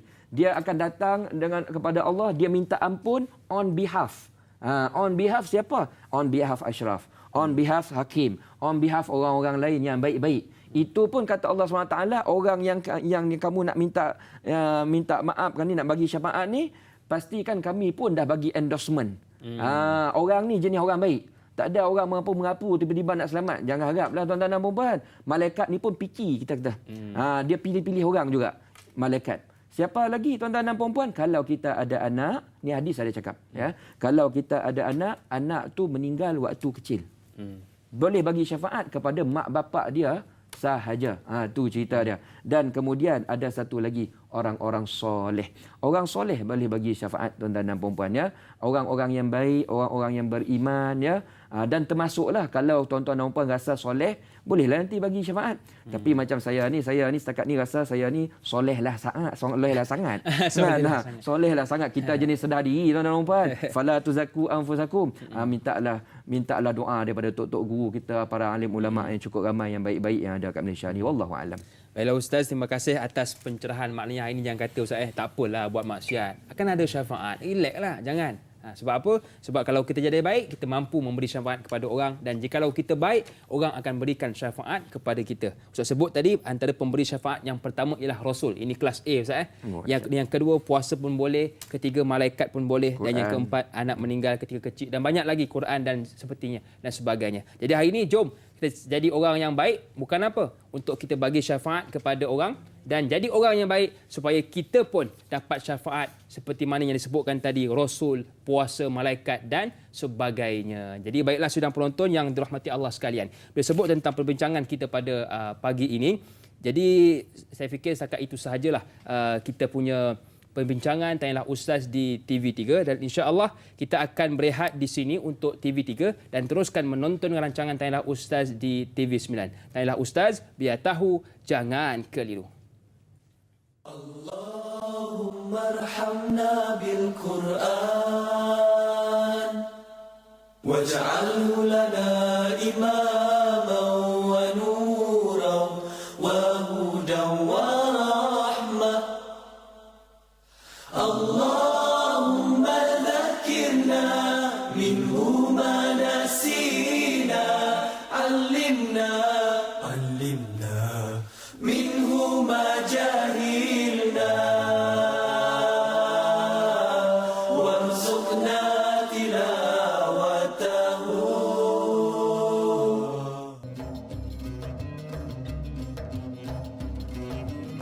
Alhamdulillah. Terima kasih kepada anda yang masih lagi sudi bersama dengan kami. Buat anda yang mungkin baru bersama dengan kami, hari ini kita membincangkan topik tafsir berkenaan surah An-Najm bersama dengan guru kita Al-Fadhil Ustaz Ashraf Ayub. Jadi kepada anda yang mungkin ingin ajukan soalan, boleh sahaja buat panggilan ke talian bebas tol 1800 88 1677 atau boleh WhatsApp kami ke nombor 011 1233 6480 atau boleh juga terus ke Facebook kami Tanyalah Ustaz TV3. Ada ditunjukkan di bawah kaca TV ini. Jadi insya-Allah kita sudah membincangkan ayat 1 hingga ayat yang ke-22. Jadi kita teruskan perbincangan kita berkenaan ayat yang ke-23 surah An-Najm. Silakan Ustaz. Baik. Terima kasih saya ucapkan kepada Hakim, tuan-tuan dan puan-puan yang dimuliakan Allah SWT. Kita masih lagi bersiaran di dalam rancangan yang sama, iaitu rancangan Tanyalah Ustaz. Biar tahu, jangan keliru. Cuma kita berhijrah lah daripada tadi TV3, kita masuk kepada TV9 lah ni ya. TV9. Perkara sama, saya yakin tuan-tuan dan puan-puan masih stay tune insya-Allah ya. Kita masih lagi membincangkan surah An-Najm. Tadi panjang lebar kita dah cerita dah. Sekarang kita sampai ayat 23 tuan-tuan dan puan-puan ya. Ayat 23 pada muka surat pertama, ia merupakan ayat paling panjang. In hiya illa asma'un sammaitumuha antum wa aba'ukum ma anzalallahu biha min sultan. Panjanglah tuan-tuan dan puan-puan ya. Saya terus cerita dia punya penafsiran dan juga kefahaman tadabburnya terus ya. Ayat ini sebenarnya Allah SWT sedang bagi kesimpulan. Tadi kita dah sembang bahawa orang kafir Quraisy pada waktu tersebut depa ni tersesat, depa daripada mula-mula dulu belajar daripada Nabi Ibrahim sembah Allah, mereka tiba-tiba sembah berhala. Ya, lepas tu mereka ini ada yang menyembah malaikat dan sebagainya. Dan Allah Subhanahu taala kata ini semua sangkaan. Ini ya illa asmaun sammaitumuha. Nama Lata, Uzza, Manah, sebenarnya ada banyak berhala. Ya, contohnya ada berhala di antara kita buat tunaikan umrah tu, kita pergi mana tu, lepas kita pusing tawaf, kita sa'i. Sa'i kan di antara dua tempat tuan-tuan dan puan kan. Di situ dulu ada berhala dia, Isaf dan juga Nailah. Ada berhala dekat situ tuan-tuan dan puan. Banyak berhala merata kan. So Allah SWT kata, ni semua berhala-berhala ni semua merapu. Semua kamu apa? Kamu buat-buat aja-aja, agak-agak aja. Ma anzalallahu biha min sultan. Kami tak pernah bagi tahu kena sembah berhala ni. Kami tak pernah bagi tahu yang ni Tuhan kamu boleh minta bantuan, minta makan, minta keselamatan. Kami tak pernah inform. Ini semua information tu kamu agak-agak. Maknanya tuan-tuan dan puan-puan, kita Allah SWT nak bagi tahu kita macam ni. Ini cerita zaman dulu. Jangan kita fikir perkara ni orang zaman sekarang tak buat. Maknanya orang Islam kita tak buat. Kita ni pun kadang-kadang saya risau. Nama Islam. Semayang. Alhamdulillah. Puasa cukup power. Raya lagi lah. 2 tahun raya. Kan? Kita buat semua perkara tu. Tapi saya takut, saya risau. Kadang-kadang ada segelintir. Tak semua. Orang kita ni kadang-kadang dia boleh percaya kuasa lain boleh bagi kesan kepada diri dia. Padahal Allah SWT kata, nak minta dengan aku direct. Nak doa dengan aku. Nak bagi perlindungan daripada aku. Nak takut pun takut dengan aku. Nak berharap dengan aku. Ada orang Islam kita dekat Malaysia, saya cerita ni, kadang-kadang kita percaya ni ada Tok Keramat ni. Dekat situ tuan-tuan puan. Banyak orang kita ada. Ini bukan cerita orang kampung ya. Saya duduk bandar, orang bandar ada. Percaya cincin, ada tuan-tuan dan puan. Saya kalau pakai cincin rasa boleh dapat projek ni. Ini bahaya tuan-tuan dan puan. Ini ada something dekat cincin. Keris, satu lagi tuan-tuan dan puan. Kita percaya benda-benda ni dia boleh bagi efek kepada nasib kita. Ini cukup bahaya. Ini sebenarnya syirik tuan-tuan dan puan. Saya cakap terang, minta maaf bagi mereka yang terasa. Tapi saya terpaksa cakap sebab ini melibatkan akidah kita. Mungkin kita semayang, mungkin kita puasa dan sebagainya, tapi dalam masa yang sama kita ada satu bentuk keyakinan kepada benda merapu. Macam saya cakap tadi lah, keris merapu tuan-tuan dan puan, besi ya. Cincin merapu tuan-tuan dan puan. Boleh percaya ada benda dekat situ. Padahal sebenarnya ini cara jin setan nak sesatkan kita. Dulu mungkin mereka sesatkan batu cukup besar namanya Lata. Kat situ orang sembah, situ orang letak nasib dia dekat situ. Sekarang kita takut orang kita percaya dekat benda-benda yang saya kata tadi. Di kalangan masyarakat Melayu tak banyak tapi masih Ada. Hati-hati. Jangan nak kata ini sembang orang kampung ya. Orang KL pun ada juga tuan-tuan dan puan-puan. Kita nak bagi tahu. Dah pandai pun, dah pergi luar negeri pun tuan-tuan dan puan-puan. Ada lagi saya jumpa orang percaya hak-hak benda-benda. Bagi saya cakap tu terang, merapu tuan-tuan dan puan-puan. Sebab semua ini tak boleh bagi apa-apa kepada kita tuan-tuan dan puan-puan. Yang boleh bagi rezeki kepada kita, yang boleh tentukan nasib kita sama ada bagus ataupun tidak, satu ya. Dialah Allah Subhanahu Wa Taala. Qul huwallahu ahad. Pegang perkara ni dalam hidup tuan-tuan dan puan-puan. Kita hidup macam siapa? Macam Rasulullah sallallahu alaihi wasallam. Hidup cukup cantik nanti sampai hari kiamat. Tuhan sambut kita letak dalam syurga. Itu yang kita ingin, itu yang kita mahukan, wallahu alam. Baiklah Ustaz, terima kasih atas pencerahan. Jadi hari ini jangan kita campur adukkan amal ibadah kita, amal soleh kita dengan amalan syirik kita ya. Hai, saya solat Ustaz, solat wajib, tangkal perlu. Jadi tangkal, perlu. ya betul. Tangkal Satu perlu, lagi tadi lupa sebut, tangkal, satu merapu lagi. Jadi hati-hati jangan sampai kita menjadi golongan seperti itu. Solat tapi tangkal pun turut dipakai. Jadi ini satu benda yang perlu kita hindarkan dari kehidupan kita. Baiklah, kita raikan soalan seterusnya di Facebook. Soalan yang diajukan oleh Muhammad Amir Fahmi. Assalamualaikum Ustaz Ashraf Ayub dan Da'i Hakim serta semua kru Tanyalah Ustaz. Waalaikumsalam.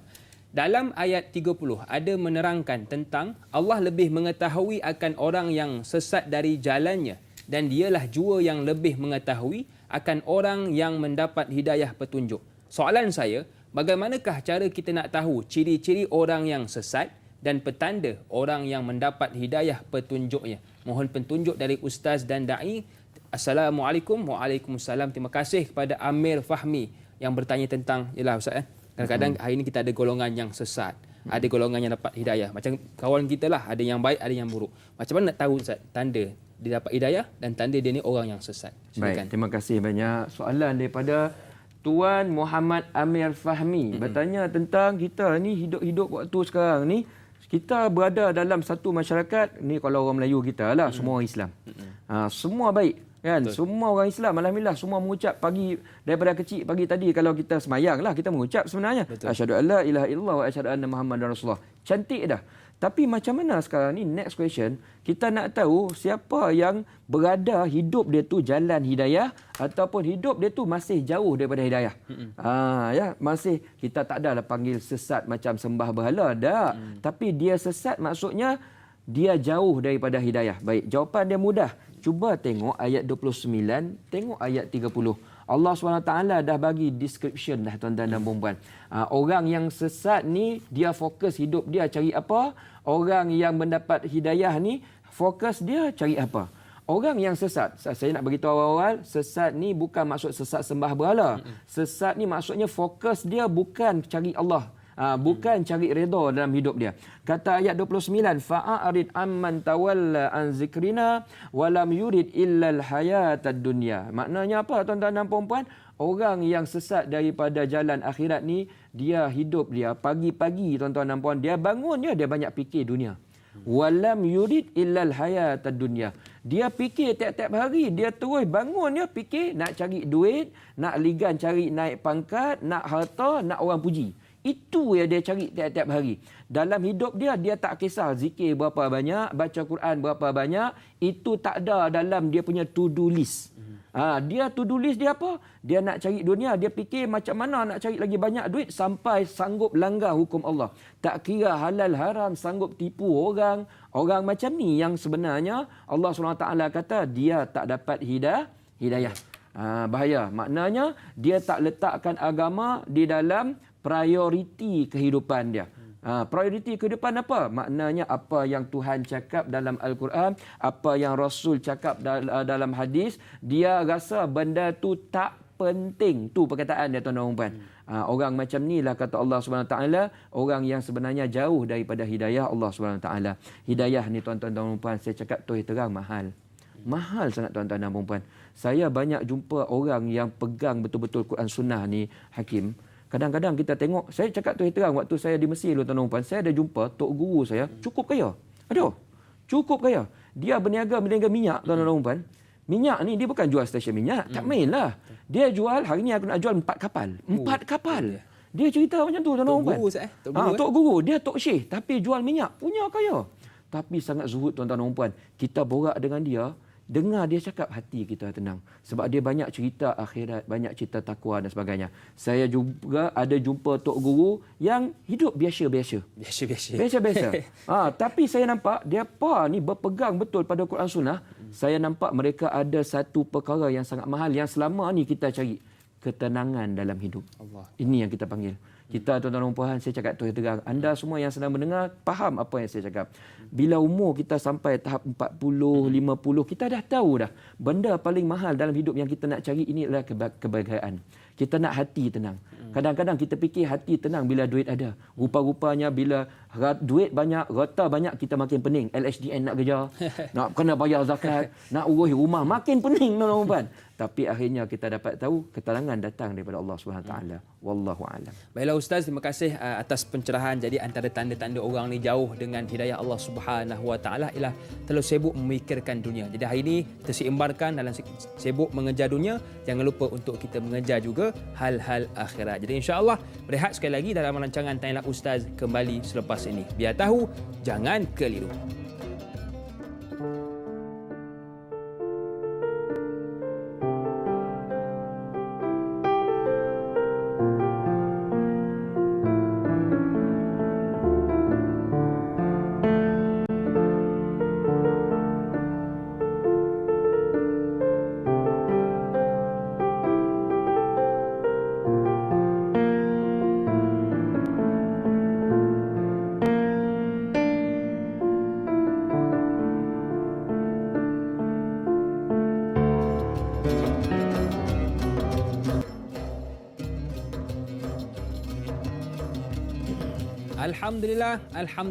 Alhamdulillah. Terima kasih kepada anda yang masih lagi sudi bersama dengan kami.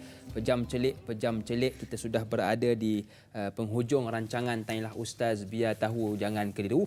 Tapi jangan pejam tak celik-celik Ustaz ya. Ini pejam memanjang ya. Jadi banyak sudah kita bicarakan, banyak yang sudah Ustaz kongsikan, apa yang dapat kita amalkan dan kita sebarkan sebanyak mungkin supaya orang lain pun mendapat manfaat. Baiklah Ustaz dan sedang penonton, kita teruskan perbincangan kita pada pagi ini di Facebook.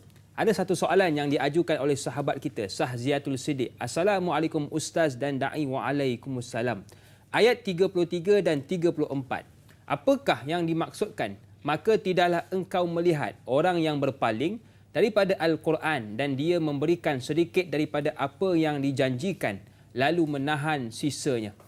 Dan yang kedua, bagaimanakah bentuk sisa yang ditahan yang dimaksudkan pada ayat 34 ini? Mohon pencerahan Ustaz. Sekian, terima kasih kepada Sahziatul Siddiq yang sudi bertanya tentang ayat 33 dan 34 Ustaz. Silakan. Baik, terima kasih banyak kepada Sahziatul Siddiq bertanya tentang apakah maksud ayat 33 dengan ayat 34. Saya harap tuan-tuan dan puan-puan yang masih stay tune bersama dengan kita sekarang, cuba buka tuan-tuan dan puan-puan ayat 33 34 ni berada pada muka surat nombor 2 surah An-Najm kita ni ya. Afara'aital ladzi tawalla wa a'ta qalilan wa akda. Kamu perhatikan orang yang tawalla. Tawalla ni maksudnya berpaling. Berpaling dari apa? Mereka ni berpaling daripada Al-Quran. Sebenarnya Allah SWT nak bagi tahu ada satu manusia kita rasa dia ni pelik. Pelik sebab apa? Kami dah bagi dia Quran, kami dah bagi dia hadis, kami dah bagi dia petunjuk. Ni benda baik ni. Kami bagi kepada kamu dan kami bagi pula dalam keadaan bersungguh-sungguh. Tiba-tiba dia rasa apa? Dia buat tawalla. Dia anggap agama Islam ni, Islam, Al-Quran, dia anggap benda ni tak bernilai sangat. Dia tak anggap benda ni mahal. Allah SWT bagi dia rezeki. Saya nak bagi ayat ni dalam konteks kita sekarang biar kita nampak tuan-tuan dan puan. Kadang-kadang kita baca Quran ya, ni tok guru kami cakap, antara problem orang bila kaji Quran, dia kaji Al-Quran dia nampak ni semua cerita 1400 tahun lepas. Dia tak nampak relevance kita panggil. Dekat situ pun sebenarnya bahaya juga. Maknanya kita masih tak nampak lagi apa buah untuk kita. Tengok tuan-tuan dan puan, saya nak connectkan ayat ni kepada kita. Ayat ni cerita zaman dulu begitu. Allah dah bagi Rasul, dah hantar ayat Quran, mereka sembah lagi berhala. Dia tolak Islam, dia masih nak layan nafsu sembah berhala pada waktu tersebut. Lah ni tuan-tuan dan puan-puan, cerita tentang orang Islam. Dia nama Islam, ya, puasa semua dia okey, semayang dia tahu tuan-tuan dan puan. Tapi ni cerita dia anggap Al-Quran ni tak relevan. Tu perkataan dia. Dia anggap hadis ni nanti dah dulu. Ni dulu kecil-kecil anak kami belajar bolehlah. Kami nak belajar benda lain dahulu. Dah ya, rezeki Allah bagi dia ambil banyak-banyak. Tapi bila Allah bagi Al-Quran, dia tak ambil sangat. Rezeki Allah bagi, dia boleh beli kereta mahal, tak apa. Tapi bila kita cakap ni kelas mengaji, kena beli sikit buku tafsir, dia anggap buku tafsir itu mahal. Itu perkataan dia, tuan-tuan dan puan-puan. Ya? Orang yang berkira dengan agama. Berkira duit, berkira masa, berkira macam-macam dia berkira. Banyak bagi alasan lah. Bila sampai agama, dia rasa miskin. Bila sampai bukan agama, dia rasa, boleh ni, mampu ni, cari duit, okey kan. Padahal harga beratus ribu kan. Tapi bab masuk agama, berketak tangan dia tuan-tuan dan puan-puan. Orang macam ni ya sebenarnya Allah SWT dah palingkan dia daripada jalan hidayah. Ni benda mahal, dia tak nampak benda mahal. Kemudian ayat 34, wa a'ta qalila wa akda. Dia kalau sedekah, dia bagi sikit je. Dia tak mau bagi lagi. Kita sebut sifat ni kikir ataupun kedekut, tuan-tuan dan puan-puan. Padahal Allah SWT cakap awal-awal, siapa yang sedekah, kami ganti. Kami ganti pula, ganti yang cukup banyak. Bukan tunggu akhirat, tuan-tuan dan puan. Kat dunia lah ni Allah bagi lagi. Saya tengok ada cukup banyak kawan-kawan saya kat Bangi, tuan-tuan dan puan. Orang kaya-kaya. Saya cukup kagum dengan mereka ni. Mereka ni, tuan-tuan dan puan, semayang subuh, mereka saf paling awal. Paling awal lah tuan-tuan, kaya-kaya datang kereta menyala-nyala ni. Tapi cukup kuat bersedekah. Dan saya tengok orang-orang yang cukup kuat bersedekah ni lah, makin lama makin lebat rezeki dia. Betul. Itu saya tengok tuan-tuan dan puan-puan. Mereka percaya dengan janji Allah SWT. Dan satu lagi Tok Guru kami cakap, ni cerita sedekah lah. Kita ni terus terang cakap, kita bila bersedekah, benda kita paling takut, kita takut miskin. Kita takut duit tak cukup lah. Ni Tok Guru kami kata, senang ya. Kita buat satu plan. Hari ni, contoh selalu kita sedekah RM1. Cuba plan sedekah RM50. Cuba aja buat. Sehari cukup. Try. Sedekah RM50, lepas tu tengok. Miskin tak? Itu ya dulu. Sedekah RM50, tengok 2-3 hari. Kita makin miskin ke ataupun datang lagi banyak rezeki tak disangka? Tengok dulu, try. Kalau banyak lagi rezeki tak disangka dapat, sedekah RM100 pula. Cuba tengok. Lagi banyak Allah bagi. Cuba try. Nak bagi percaya dalam hati, Allah bila janji dia tak pernah langgar lah tuan-tuan dan puan-puan. Kita ikut dia dandan, insya-Allah lah kita dapat dia punya manfaat. Wallahu a'lam. Baiklah Ustaz, terima kasih atas pencerahan. Maknanya kalau orang hari ni Ustaz dia kalau bab dunia dia terus beli. Sampai bab akhirat, kena istikharah dulu ni. Betul ke tak beli ni? Kena istikharah dulu ni. Jadi ini yang perlu kita perbetulkan, seimbangkan antara dunia dan juga akhirat. Baiklah, kita raikan soalan seterusnya, soalan di Facebook juga. Muhammad Faizal bin Ahmad. Assalamualaikum Ustaz, da'i dan semua kru yang bertugas. Waalaikumsalam. Pada ayat 43, adakah tertawa dan menitiskan air mata ini tentang balasan Allah atas amalan yang dilakukan sewaktu di dunia? Ada yang gembira kerana mendapat nikmat syurga dan ada yang menangis kerana mendapat azab neraka selepas Allah bangkitkan semula semua manusia daripada kematian. Mohon pencerahan Ustaz. Terima kasih kepada Muhammad Faizal bin Ahmad yang sudi bertanya tentang ayat 43. Silakan Ustaz. Baik, terima kasih banyak kepada Muhammad Faizal. Ya, soalan yang sangat bagus sebenarnya. Kita jam terus tuan-tuan dan puan-puan ayat 43. Kita tengok ya. Masa tinggal sikit ni tapi saya cuba terangkan. Wa annahu huwa adhaka wa abka, dan dialah yang menjadikan orang boleh tertawa dan orang boleh menangis.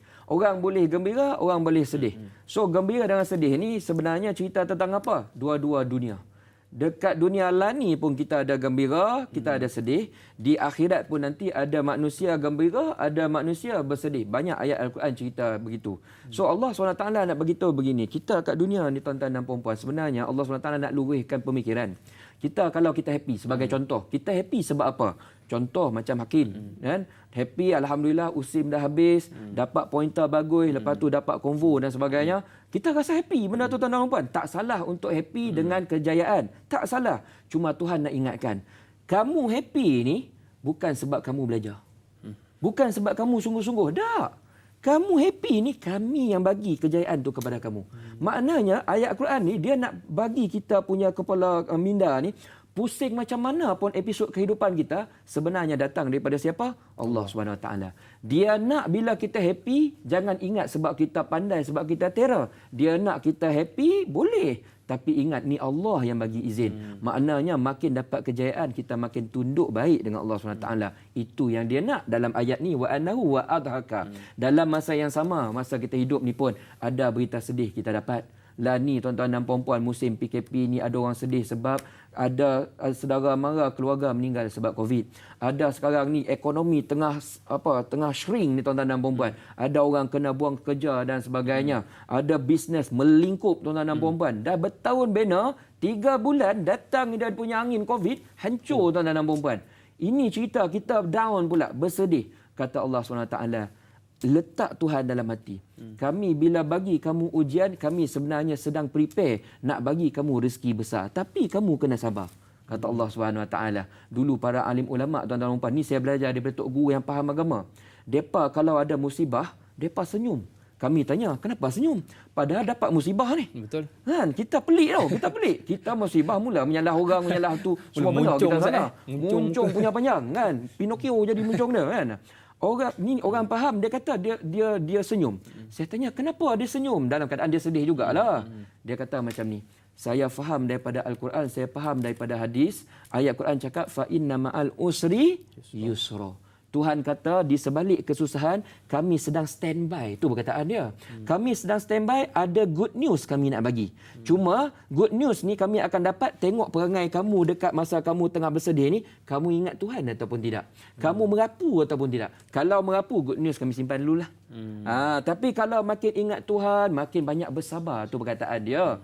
Nak sedih boleh, menangis boleh, tapi jangan hilang hope kepada Allah SWT. Itu perkataan dia, tuan-tuan dan puan. Orang macam ni, Allah bagi good news insya-Allah dunia dan akhirat. Wallahu a'lam. Baiklah Ustaz, terima kasih atas pencerahan. Maknanya hari ini kalau kita rasa kita kaya, kita rasa kita bahagia dan kita sempurna, ingatlah itu semua datangnya dari Allah Subhanahu Wa Taala. Dan bagi mereka yang ditimpa ujian, bersabarlah kerana ada sesuatu yang ingin Allah datangkan kepada kita. Baiklah Ustaz, saya fikir kita sudah pun berada di penghujung rancangan Tanyalah Ustaz, biar tahu jangan keliru. Mungkin Ustaz ada sedikit kesimpulan ringkas sebagai penutup perbincangan kita pada pagi ini. Silakan Ustaz. Tuan-tuan dan puan-puan yang dimuliakan Allah Subhanahu Wa Taala, sebenarnya surah An-Najm ni bagi saya sangat-sangat interesting. Dia nak menguatkan akidah kita, kepercayaan kita bahawa pusing mana pun dalam kehidupan kita ni, jangan tinggal Al-Quran dan Sunnah Rasulullah SAW. Jangan lose hope, kita panggil. Yes. Ini zaman orang banyak stres. Saya faham tuan-tuan dan puan. Even saya cakap terang-terang, kami pun sekarang ni tengah stres juga. Ustaz-ustaz pun sama. Macam saya, kami ada buat bisnes, kan? Kami tahu bukan senang zaman lah ni, tuan-tuan dan puan-puan, ya. Nak menjadikan bisnes kita berjaya, kita ada staff yang kita kena bayar puluh ribu tiap-tiap bulan. Stres bagi kita, bos tu cukup besar, tuan-tuan dan puan-puan sebenarnya. Tapi kami ada Tuhan.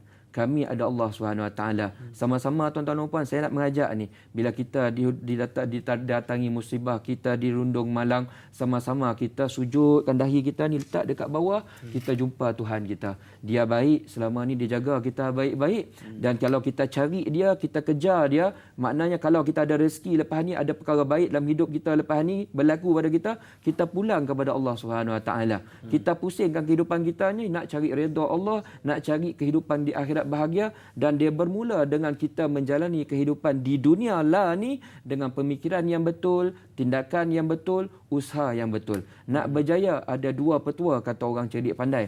Pertama, kena yakin. Yakin kena betul, bukan dekat keris, bukan dekat cincin macam saya cakap tadi. Bukan dekat tok penghulu yang ada dalam hutan. Tak, tuan-tuan dan puan-puan, ya. Yakin pada Allah Subhanahu Wa Taala. Kemudian yang kedua, rajin. Ni satu hal lagi lah. Rajin tuntut ilmu, ya. Kita kena kreatif dan sebagainya. Wallahu a'lam. Dan saya nak tutup perbincangan kita ini, saya nak baca ada satu doa cukup cun. Doa tu apa? Allah, saya cerita dululah maksud dia. Allahumma la taj'alid dunya akbar hammina wala mablagha ilmina. Ya Allah, kami mohon kepadamu, ya Allah, jangan jadikan dalam hati kami ni kami nak kejar dunia beria sangat. Amin. Sampaikan kami lupa nak kejar redha-Mu, lupa nak kejar nasib kami pada hari akhirat pula. Wala mablagha ilmina. Jangan ya Allah kami ni kalau nak belajar, nak cari ilmu yang lama-lama pusinglah dunia ya. Kami lupa nak menambahkan ilmu akhirat, kami lupa nak menambahkan ilmu agama, lupa nak baca Quran, lupa nak baca hadis. Tolong ya Allah, jauhkan kami daripada terperangkap dalam kitaran yang cukup membahaya ini. Kami ingin mencari redha-Mu ya Allah. Tolong berkati hidup kami. Tolong sayang kami. Tolong ampunkan dosa kami ya Allah. Kami mengaku kami banyak silap. Kami ni alpa. Kami banyak buat maksiat. Kami banyak mengundang murka-Mu ya Allah.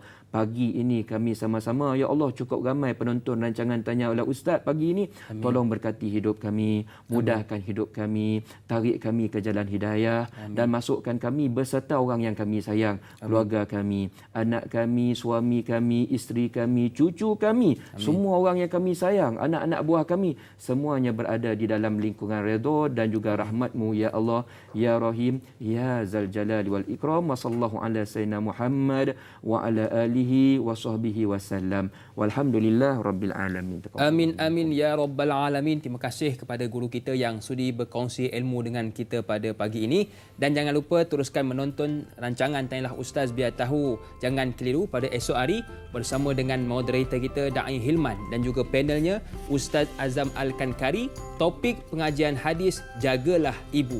Jadi insya-Allah akhir kata, berehat sebentar di atas titi, tengah jalan terjumpa Pak Madi. Berbuatlah baik sehingga mati, bekal akhirat kekal abadi. Saya Da'i Hakim, senyum nampak gigi, ada rezeki, jumpa lagi. Assalamualaikum warahmatullahi wabarakatuh.